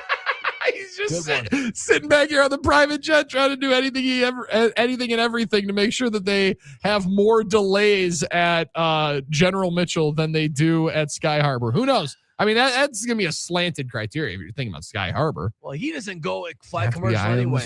But that's true. He probably doesn't have a whole lot of eyes on it. He probably doesn't know a ton about DFW. I heard Dave Portnoy said, I always wanted to be a bestseller in the airport. And I haven't been in a regular airport for years. So yeah, there you go. But wow, that's a great one. We'll see how this one goes. Huh? There won't be any issues with that situation at all. I gotta watch that episode again. At all. Now you're gonna finally be able to pay off though on that Flight Aware deal that you've been buying. It's finally. Maybe I'll pay for the premium now to make it worth it. That's how you made your Ken Palm subscription worth it, was betting and winning. That's right. Yeah, I don't know. Oh, sorry, not betting. Trading. Yes, all right. Any other loose ends we've got? I don't think so. Other than Billy's off tomorrow, we'll muddle through. Have a good day off, my friend. We'll see you on Monday. See you, boys. Peace.